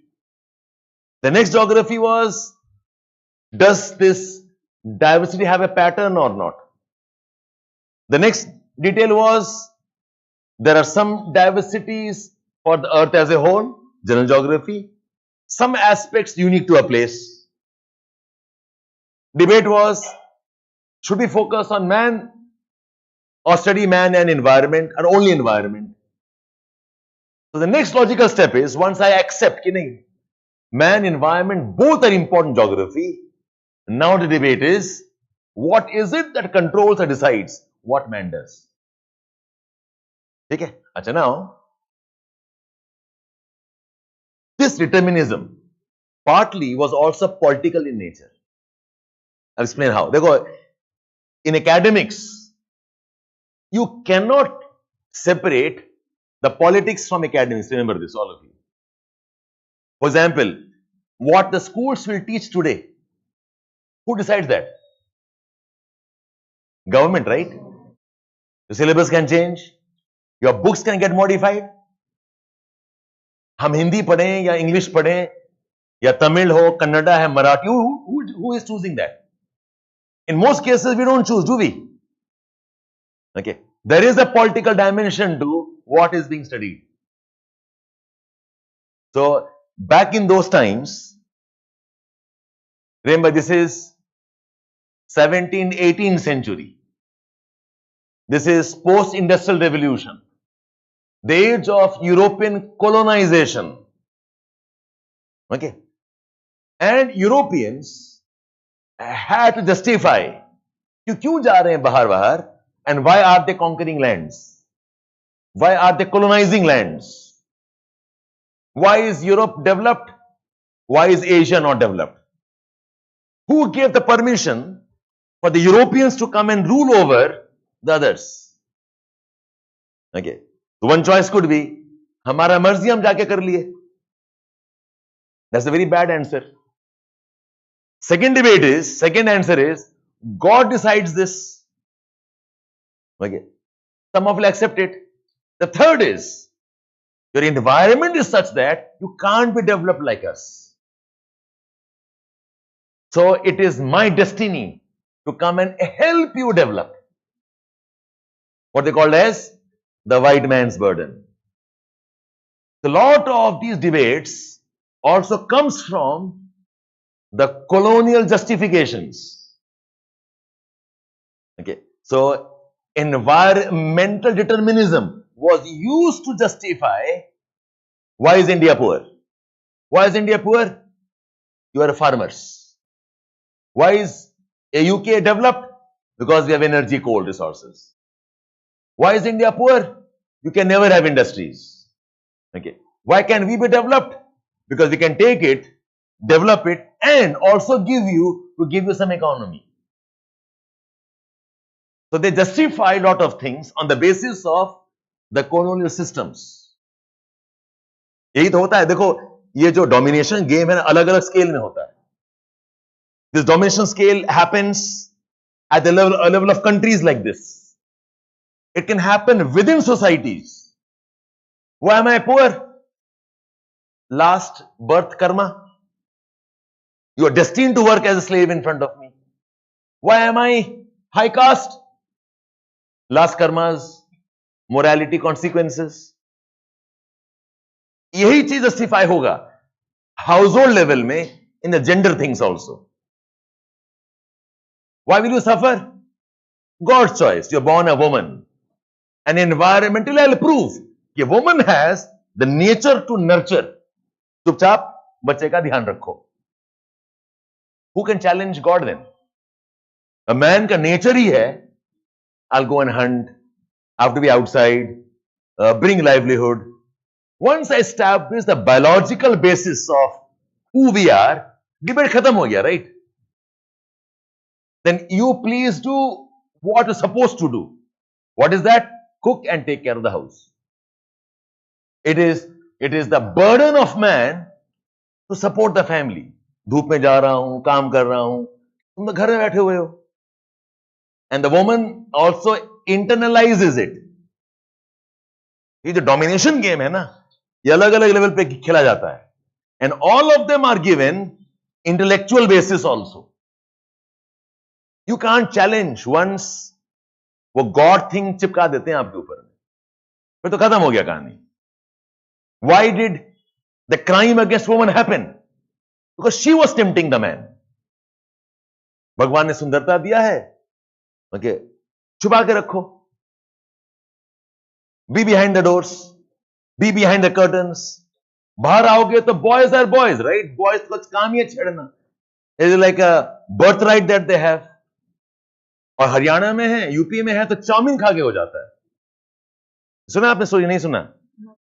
How some boys have extra hormones because they eat foreign Chinese food, chow mein.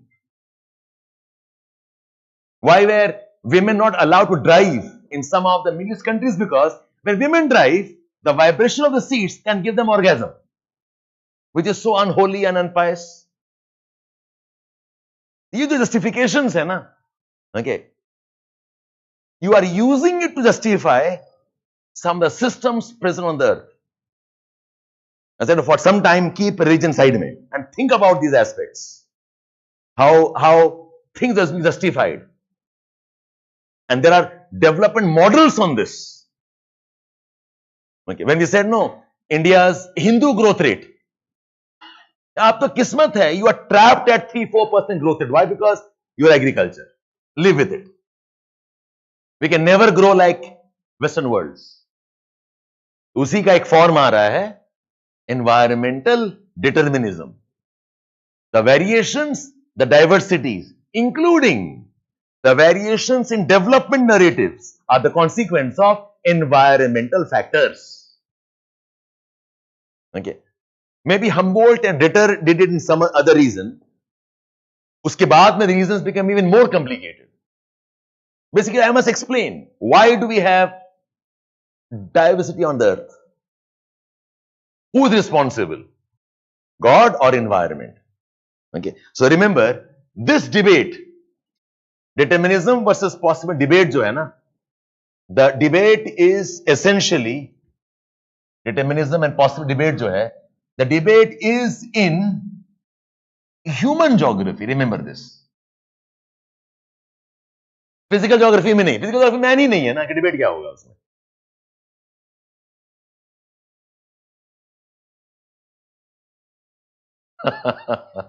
Abhay is passing a judgment.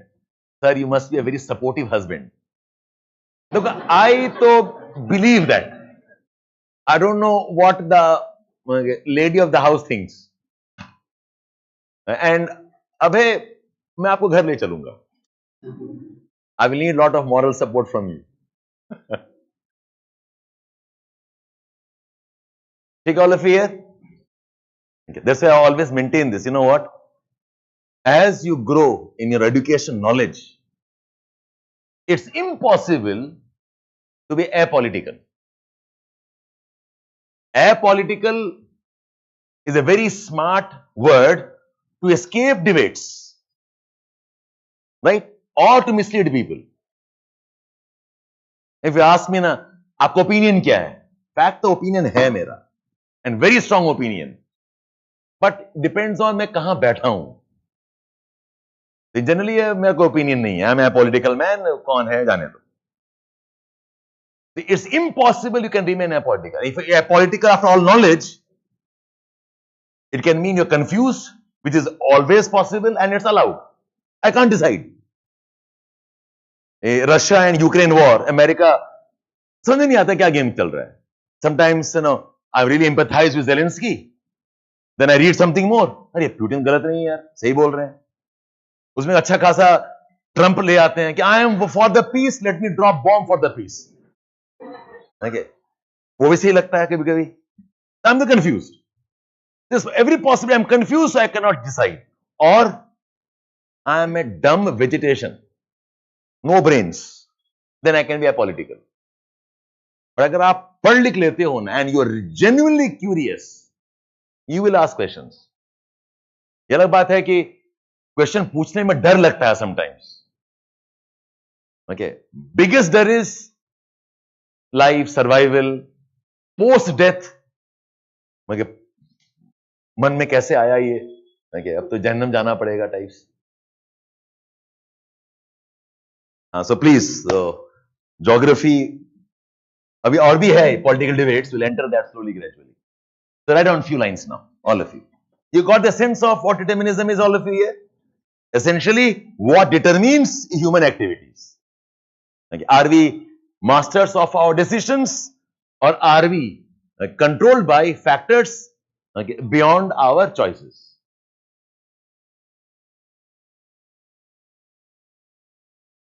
नहीं एक तो उतना दूर मत सोचो.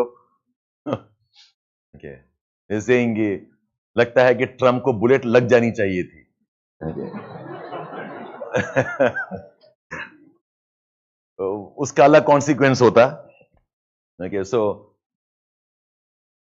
we'll not go that rabbit hole. ठीक है, सबको बस सद्बुद्धि दे एंड सॉल्यूशंस मिले ना मिले, मन में सवाल तो आने चाहिए. In fact you know I was reading one book, what is the true measure of whether you are educated और नॉट. ये बहुत बड़ा डिबेट है, who is educated man. Okay, and उसमें measure is 3 things. A man who is genuinely educated, number 1, he will not be satisfied without answers. He will be curious person, always questioning, always challenging, like always skeptical of क्या answer है. The search mentality is one measure of education, not the blind adherence to बोल दिया तो बोल दिया types. The second measure of education is whether you're accommodative of a divergent idea or not. Which means मेरा एक idea है and I believe in it, okay, and somebody throws another idea to me. क्या मैं वो, can I accept it as a possibility or not? If no, then I am bound by my boycotted thinking.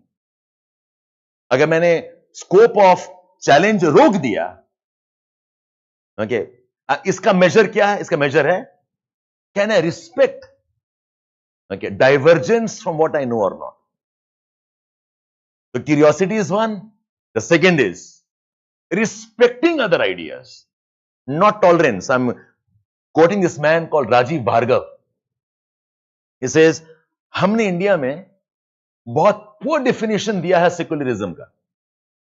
We have used 2 words. One is that we are accommodating of different beliefs and we are tolerant of different beliefs. He says both are bad words. Tolerant का मतलब क्या? बर्दाश्त कर रहे हो, right? Tolerance is not a good word. I don't agree, I don't like you, but बर्दाश्त कर रहे हैं. The hate is there. I'm accommodating you. He says the right word is respect. Can I respect your thought or not? I think one thing, you think differently. Do I have the respect for your thought or not? That's a sign of, okay, an educated. Third is innovations. Are you willing to explore new ideas, new thoughts? The respect is, okay, accepting that you can be wrong. Accepting that you are not the only way. And others can be as important, as powerful, okay, as wise as you are.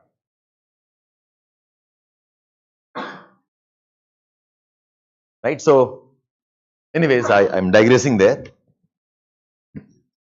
Okay, let's get on now. So, I write 2 lines here. Determinism and possibilism are a debate in geography.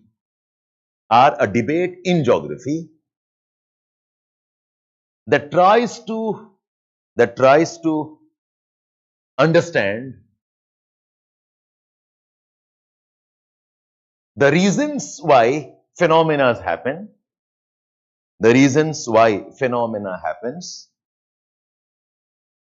and what controls and decides.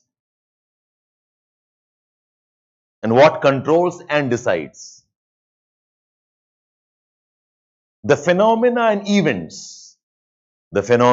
the events and the diversities on earth.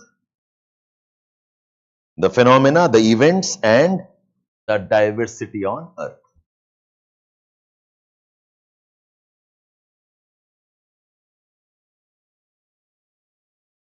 These are questions. These are questions around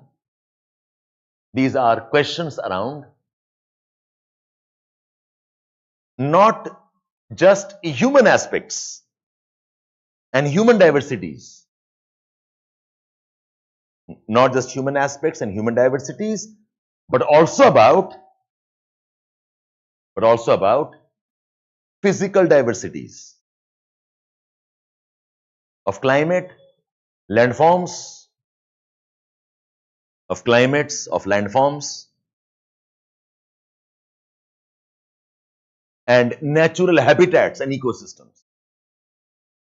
Of natural habitats and ecosystems.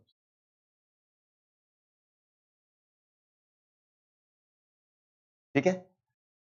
So, ये जो questions about what decide what happens, this question is the answer, okay, either factors within it or the factors outside. Let's write down.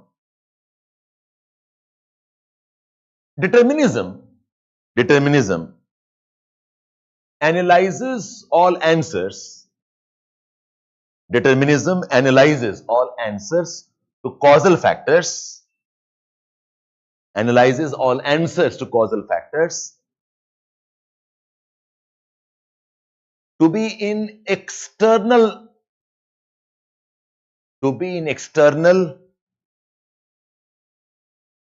controls and not within. Controls and not within. Within bracket, external conditions determine. That is, external conditions determine.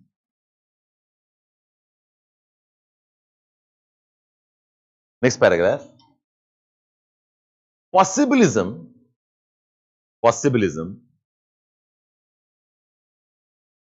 explains the causal factors. Possibilism explains causal factors to be within the systems.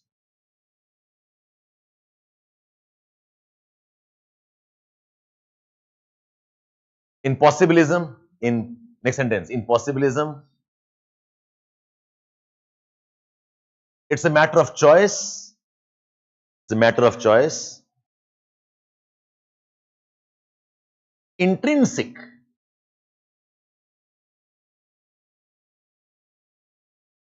And not controlled by externalities. And not controlled by externalities.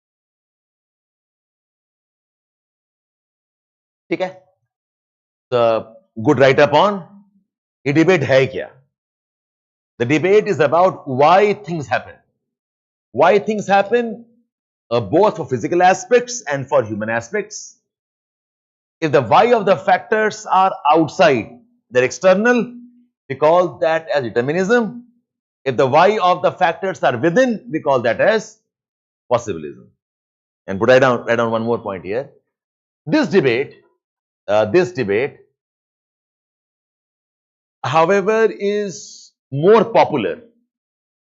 This debate, however, is more popular in human geography and human aspects. In human geography and in human aspects.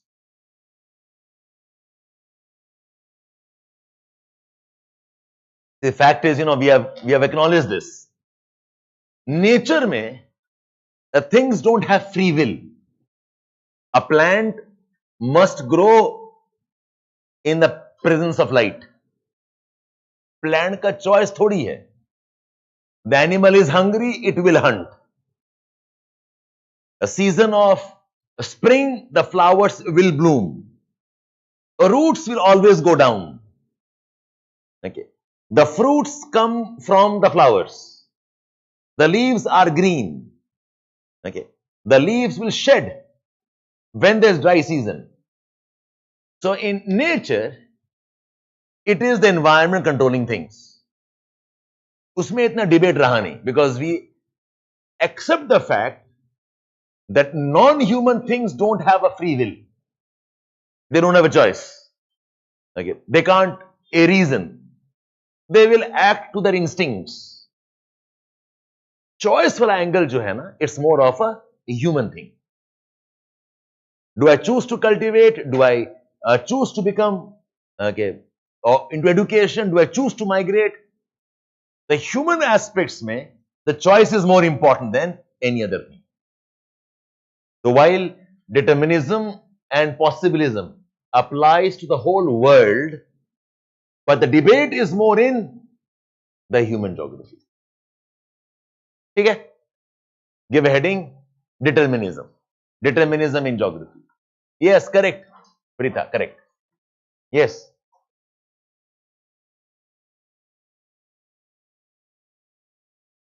Correct. Yeah, that's why I extended further. To start with, I can say the whole world. Ultimately, it's more relevant in human geography. No, there are schools of thought that talk about even animals have consciousness. There is some school of thought that talks about spirituality even in animals. Okay. So I'm not dismissing that. Okay. Yes.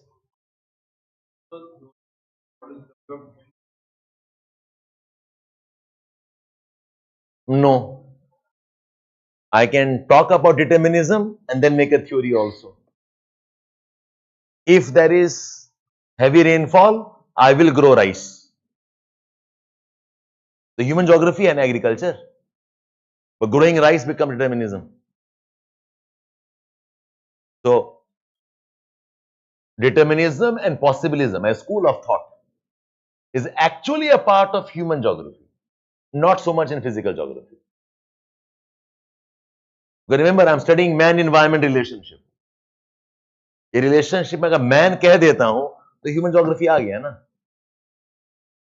So the debate is not so much in physical geography. The debate is actually in human geography. Once physical versus human geography debate khatam hua, then this debate becomes more powerful. Now that I acknowledge man is part of geography, now tell me why man does what he does. You can, depends on kitne marks the question hai. So I'm jumping all those points, directly entering into the debate.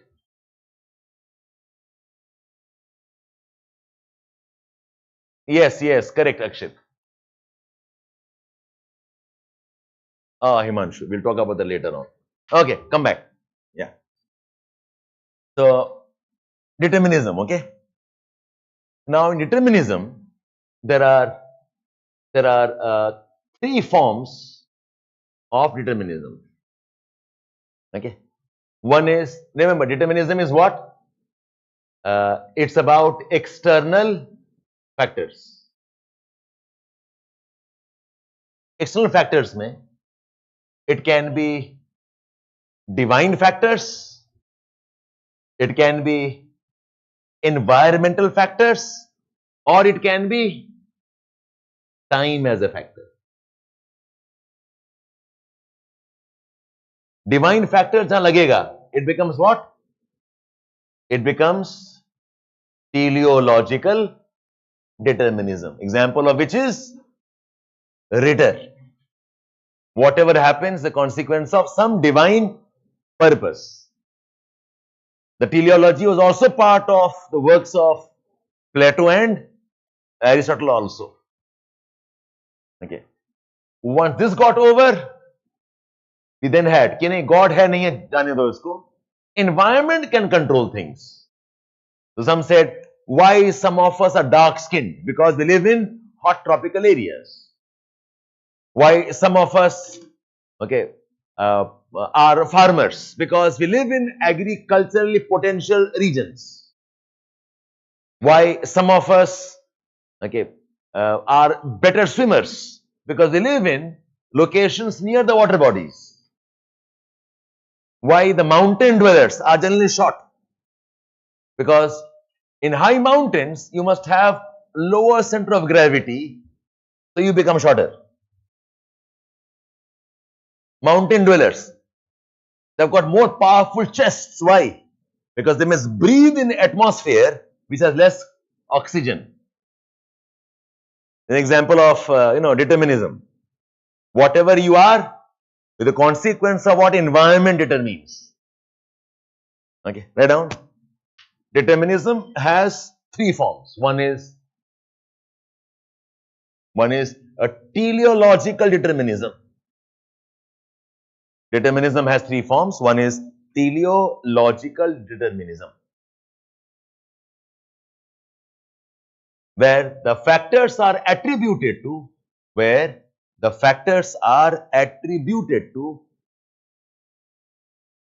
a divine purpose.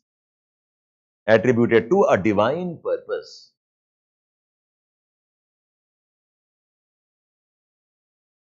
First is teleological determinism, where the factors are attributed to, the factors are in divine purpose. That is, a powerful external force, may be God, a powerful external force, may be God, controls and decides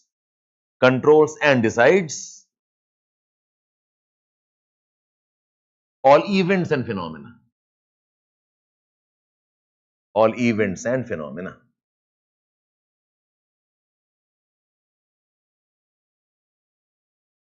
Okay.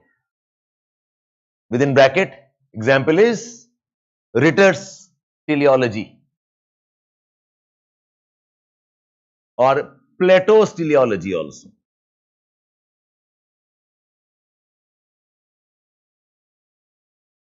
The design to how civilizations have grown and so on. Okay? So please quote and quote from there if you have enough words. That's one type of teleology. The second is environmental determinism, where environment controls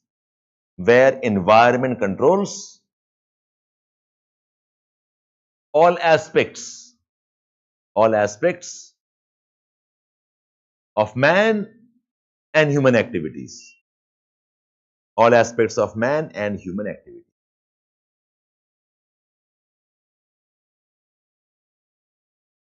Example is again Aristotle, also Humboldt, lot of Arab scholars. Remember Ibn Khaldun? It is how man lives with the nature decides whether a civilization grows or collapses. In his words, as long as we are nomadic hunters, we are nomadic traders, we can survive. When we settle down, then we are at the mercy of the environment. Yes, example, Ibn Khaldun, correct. Ibn Khaldun and his book Muqaddimah. Yes, dono. In some aspects he was teleological, in other aspects he was environmental. Good. Yes, all the early scholars were more or less environmental determinists. Okay. The third is time as a factor. We call this as historical determinism. Time is a factor. Historical determinism. As all changes are time bound. All changes are time bound.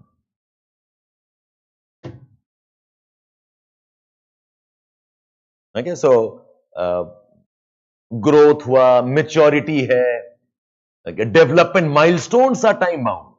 What time I walk, what time I can run, okay, what time I age, when will I die? It's all, and this is the best example of this is also Marx, Karl Marx. For Karl Marx, everything is time dependent. Okay, there will come a time when capitalism will be challenged. There will be a time when communism is the final, okay, epitome of development. Because this way we call this as historical materialism. Abhi likh lo aap. Marx example of a historical determinism. Dekho, think of Siberia. I'm just giving an example so you understand this. Think of Siberia, right? Cold, okay, ice, no soil for agriculture, difficult to live. So if the Russians believed in teleology. फिर तो resigned हो गए ना, भाई यही है, our destiny is this, so live with this, God decided this. Siberia can never be developed, and bulk of Russia is Siberia, understand that? Okay, तो फिर डेवलपमेंट ही पॉसिबल नहीं है, क्या रिसोर्स है, क्या कैसे ढूंढे, how do I live? So Russians, when they were getting more aspirational, the first thing they did was no divine power. That's why communist ideologies are atheist ideologies. Remember this.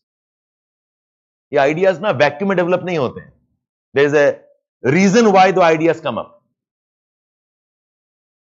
Okay. Why did DMK, Southern India, Tamil, why have they reported against Manusmriti? Why? Why did Periyar say कोई cast वास नहीं होता, सब बेकार के बात है? And DMK is atheist, remember this. Why? Because Periyar is fighting for caste rights.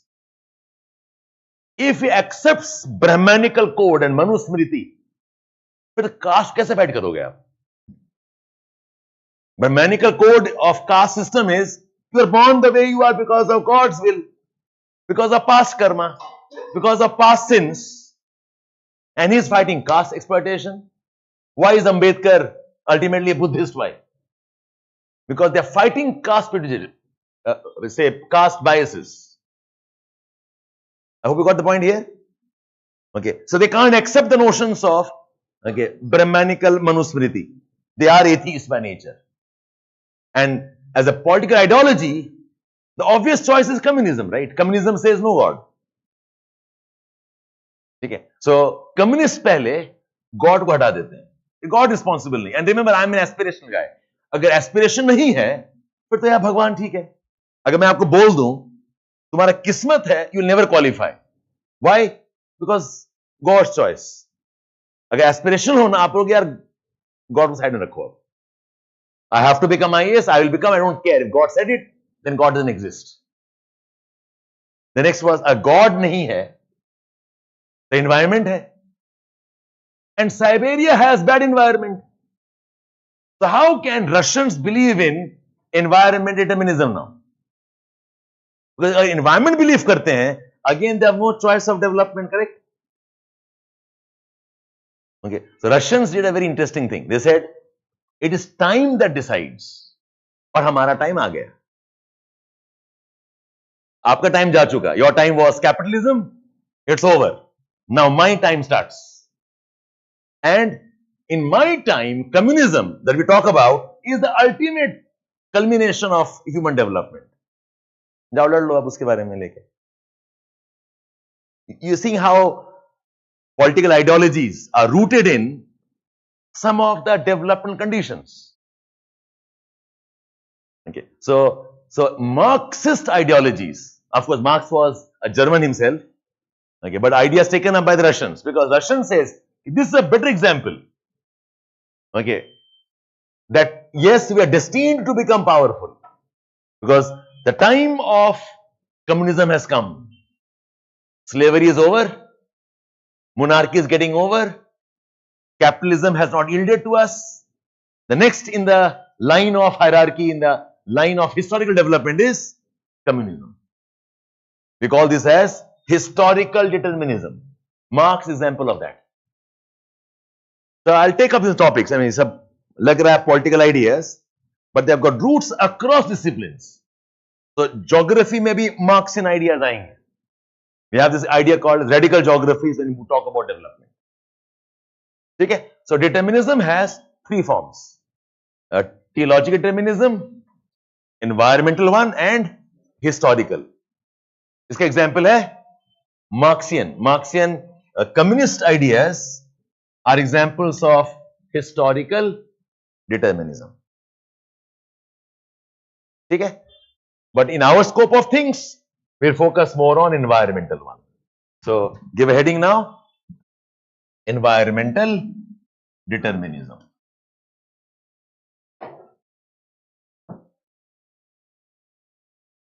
Environmental determinism.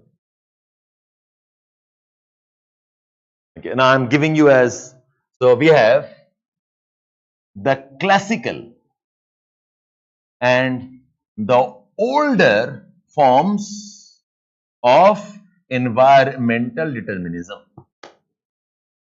The classical and the older forms of environmental determinism. इसमें ग्रीक्स आएंगे. Example is Aristotle. ऐसे लिखो please all of you. The Greeks and Aristotle. If you remember, he talked about, remember, personality is a product of climate. Personality is the product of climate. Example of environmental determinism.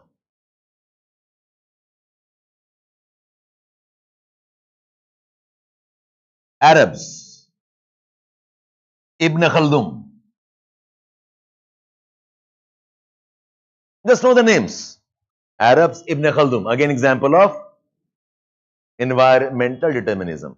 The idea of civilization growth, okay, and how environment decides. Ibn Khaldun, Arabs में. In the French school, French thinking, French philosophies में, there is a man called as Buffon, B-U-F-F-O-N, Buffon. Buffon said that personality is again a product of climate, like Aristotle. Personality is a product of climate, and this idea was taken up by a French philosopher called as Montesquieu. जैसे Indian thinking में we have Manusmriti. What is Manusmriti? Manusmriti is essentially a code of conduct of life. Okay, he has given laws कि life कैसे जिया जाता है. Morality क्या है? What is bad? What is good? What's acceptable? Manusmriti is like a code of life. Okay, he has given some document of what is morality and who can do what. जो मनुस्मृति है, or what Manu is for Indian philosophy, Montesquieu is for French philosophy. He is considered as the French social lawgiver.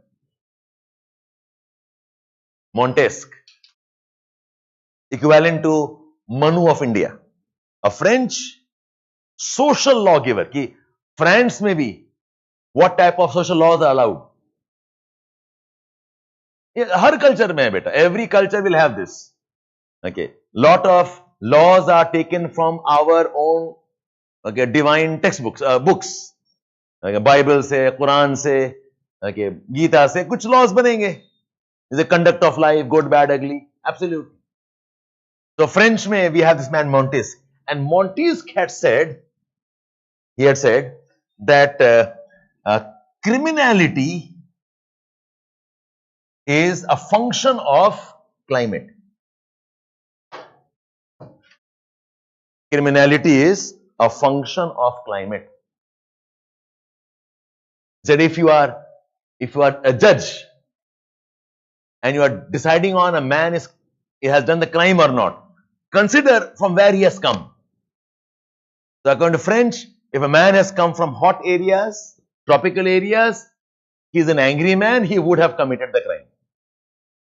A man has come from colder areas, he is a quiet gentleman, maybe he has less chance of committing a crime. These are biases, remember, these are all racial biases. But they are part of the French laws in terms of governing a society. यही determinism you can also see in the works of Humboldt and Ritter. When they talk about, खासकर Humboldt, when they talk about the organic unity of Earth.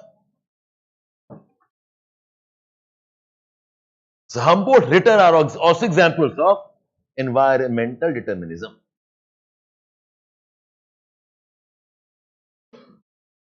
Yes, Pritha, it sounds racial. Okay. You go out of India, you know what's casteism. We have different ways of justifying what we do, as simple as that. भाई, man का nature है that you want to have some dominance. सबसे आसान dominance क्या है? I am white, you are black. Okay. Next आसान क्या है? My God is better than your God. When the skin color is same, the God is same. तो लड़ लो cast के नाम पे. You are high born, I am low born. जब cast भी सेम हो जाता है, फिर लड़ लो इन द नेम ऑफ गोत्रा में भी, या विलेज के नाम में लड़ लो. अगर वो भी सेम हो जाता है, जेंडर तो है ही, right? So, we have different ways of justifying our violence. That's simple as that. Anyways, so I gave you a list of what are the classical and older forms of, don't go beyond this. You can't write more than this 4-5 examples. Okay? Achha, now, in these examples, the explanation was environment controls. Okay? But this becomes different when Darwin comes in. देखो, environment controls human activities, agreed. But इसका process क्या है? How does environment control? Okay, Darwin explained that. For Darwin, environment controls by forcing the struggle for survival. And as you struggle, you start evolving. I can't fly, I keep on trying, slowly, gradually, over millions of years, my fins become my wings. Okay, so ये जो evolution है, this was a brilliant idea of Darwin. That environment controls ठीक है. It's like environment controls accepted. God made environment accepted. Okay, but इसमें process क्या है बताओ? Darwin said, number one, ये God को हटा देते हैं पहले. But environment controls I can prove. I can prove by the laws of evolution. And in this evolution, he says, it's all about survival of the fittest. It's about struggle and adaptation. And this is what leads to evolution. This idea Darwin gave after Humboldt and Ritter. So Darwin is also environmental determinism, but in a more refined way in terms of a theory. Before Darwin came in, the associations were accepted, but not the process. पता ही नहीं था process. और जब process नहीं पता था, how does environment control human activities? How? Oh, God does it. God was a very convenient example or reason for whatever we can't explain. और God आने के बाद में God को process जरूरत नहीं है ना.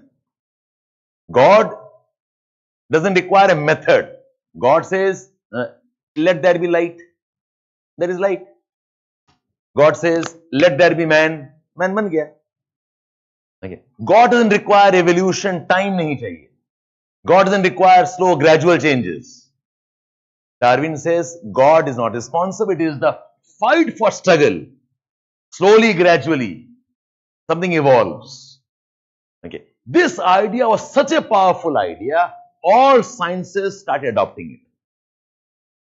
So, in geography, after Humboldt and Ritter, Darwin came into geographical thinking also.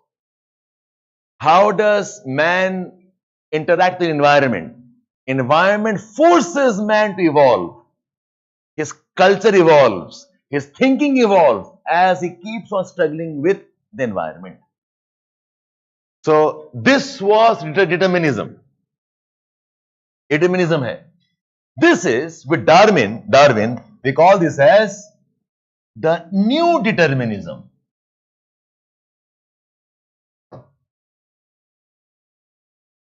I hope you got the point. ये क्यों new बना? Darwin's determinism is also environmental, but new because he talks about the concept of evolution. So write few lines here.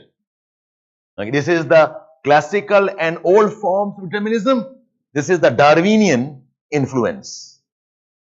The Darwinian influence. And give a heading, the new determinism of Germany.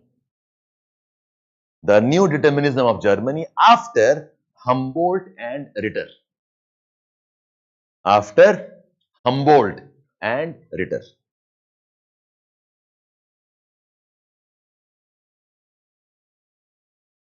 Write down. वहीं पे लिखो दो point इस तरफ लिखो. On this side, write down. The Darwin's determinism or Darwin's influence in determinism is based on the concept of evolution, comma, survival of the fittest, on evolution, on survival of the fittest, survival of the fittest, and struggle and adaptation. And struggle and adaptation.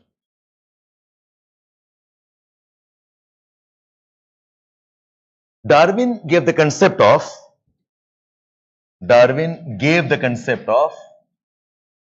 ontography. He gave the concept of ontography. It's a process of how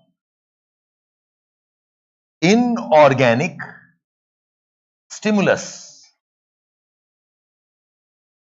can force organic response. He gave the concept of ontography. Ontography is the process of how inorganic stimulus. Inorganic means what? No life. So water is inorganic stimulus. Light is inorganic stimulus. Okay. Temperature is inorganic stimulus. Okay. How inorganic stimulus can force organic response. Okay. Organic means life. If it's cold, we have hibernation. If it's bright sunlight, the sunflower will move toward the sun. If there is water, I will have water floating plants maybe. So inorganic stimulus can force organic response. So ontography is, okay. And this, why it happens? It happens because of survival of the fittest. This is what leads to evolution and adaptations. This leads to evolution and adaptations.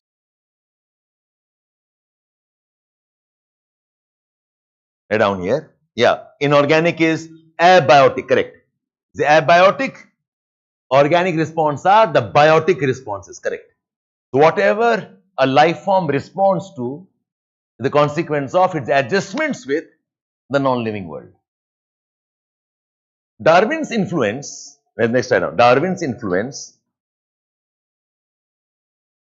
impacted environmental determinism. Impacted environmental determinism, which was different from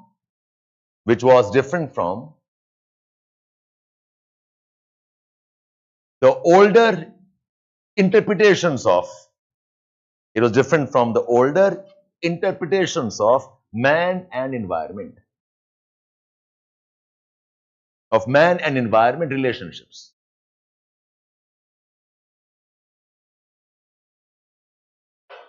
Hence, this is called as the new determinism of Germany.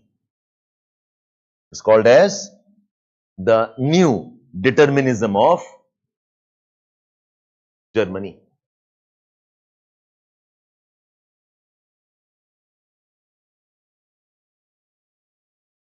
ठीक है, तो what new means essentially Darwin's influences.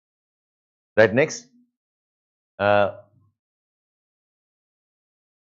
Give a subheading: the works and the contributions of, उसी के under में, इसी column में ही, all of you, on this column itself, I'm still discussing Darwin's influence. Okay, इसी के अंडर में, okay, give a subheading: the works and contributions of Frederick Ratzel.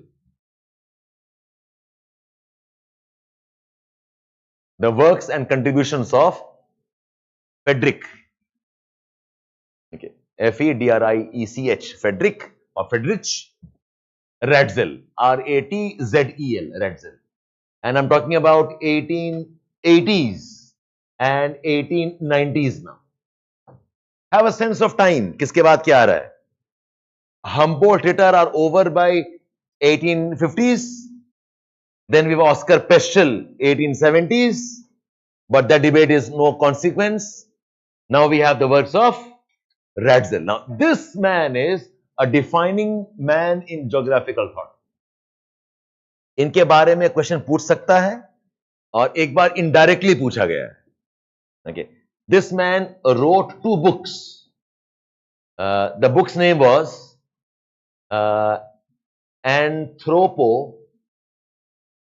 Geography, P-H-I-E, Geography, Volume 1 and Volume 2. Volume 1 published in 1882, Volume 2 published in 1891, 10 years later.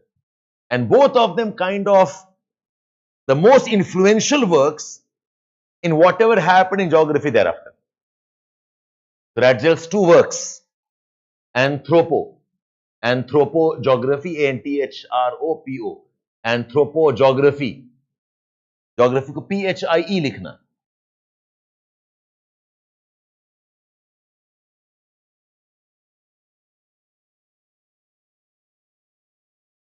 Anthropogeography,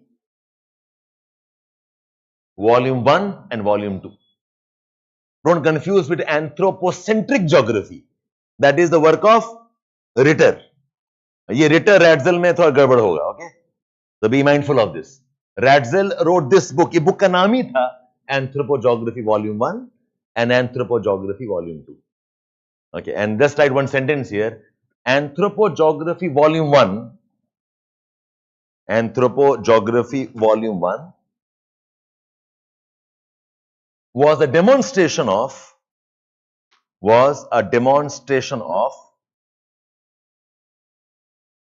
how physical features on Earth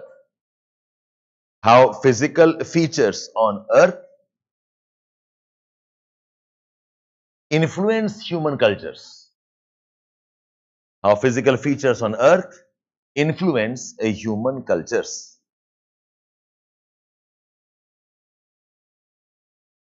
It was about man's social life. It was about man's social life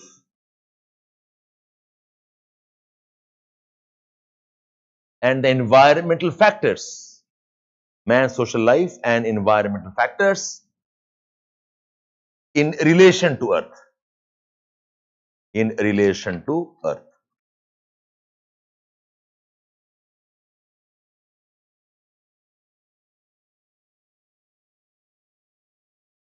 Okay, we have crossed our time here. आप एक काम करना, in your textbook, page number 264 and 265.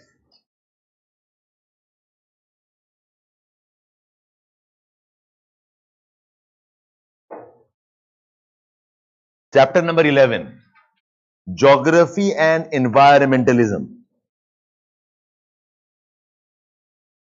Okay. The word environmentalism मतलब यही है, studying man-environment relationship. This is the any syllabus. Okay. Read 3 pages, page 264, 265 and 266. It's more like a story. Okay. And maybe not relevant for note making right now, but pad lo and note it down or maybe underline it. I'll tell you how to use it. No, Kritika. Yeah, unofficial, yes. It all depends on how fast am I going. The official time of your class continues to be 2 o'clock. Okay. Whatever you get beyond 2 o'clock is a bonus.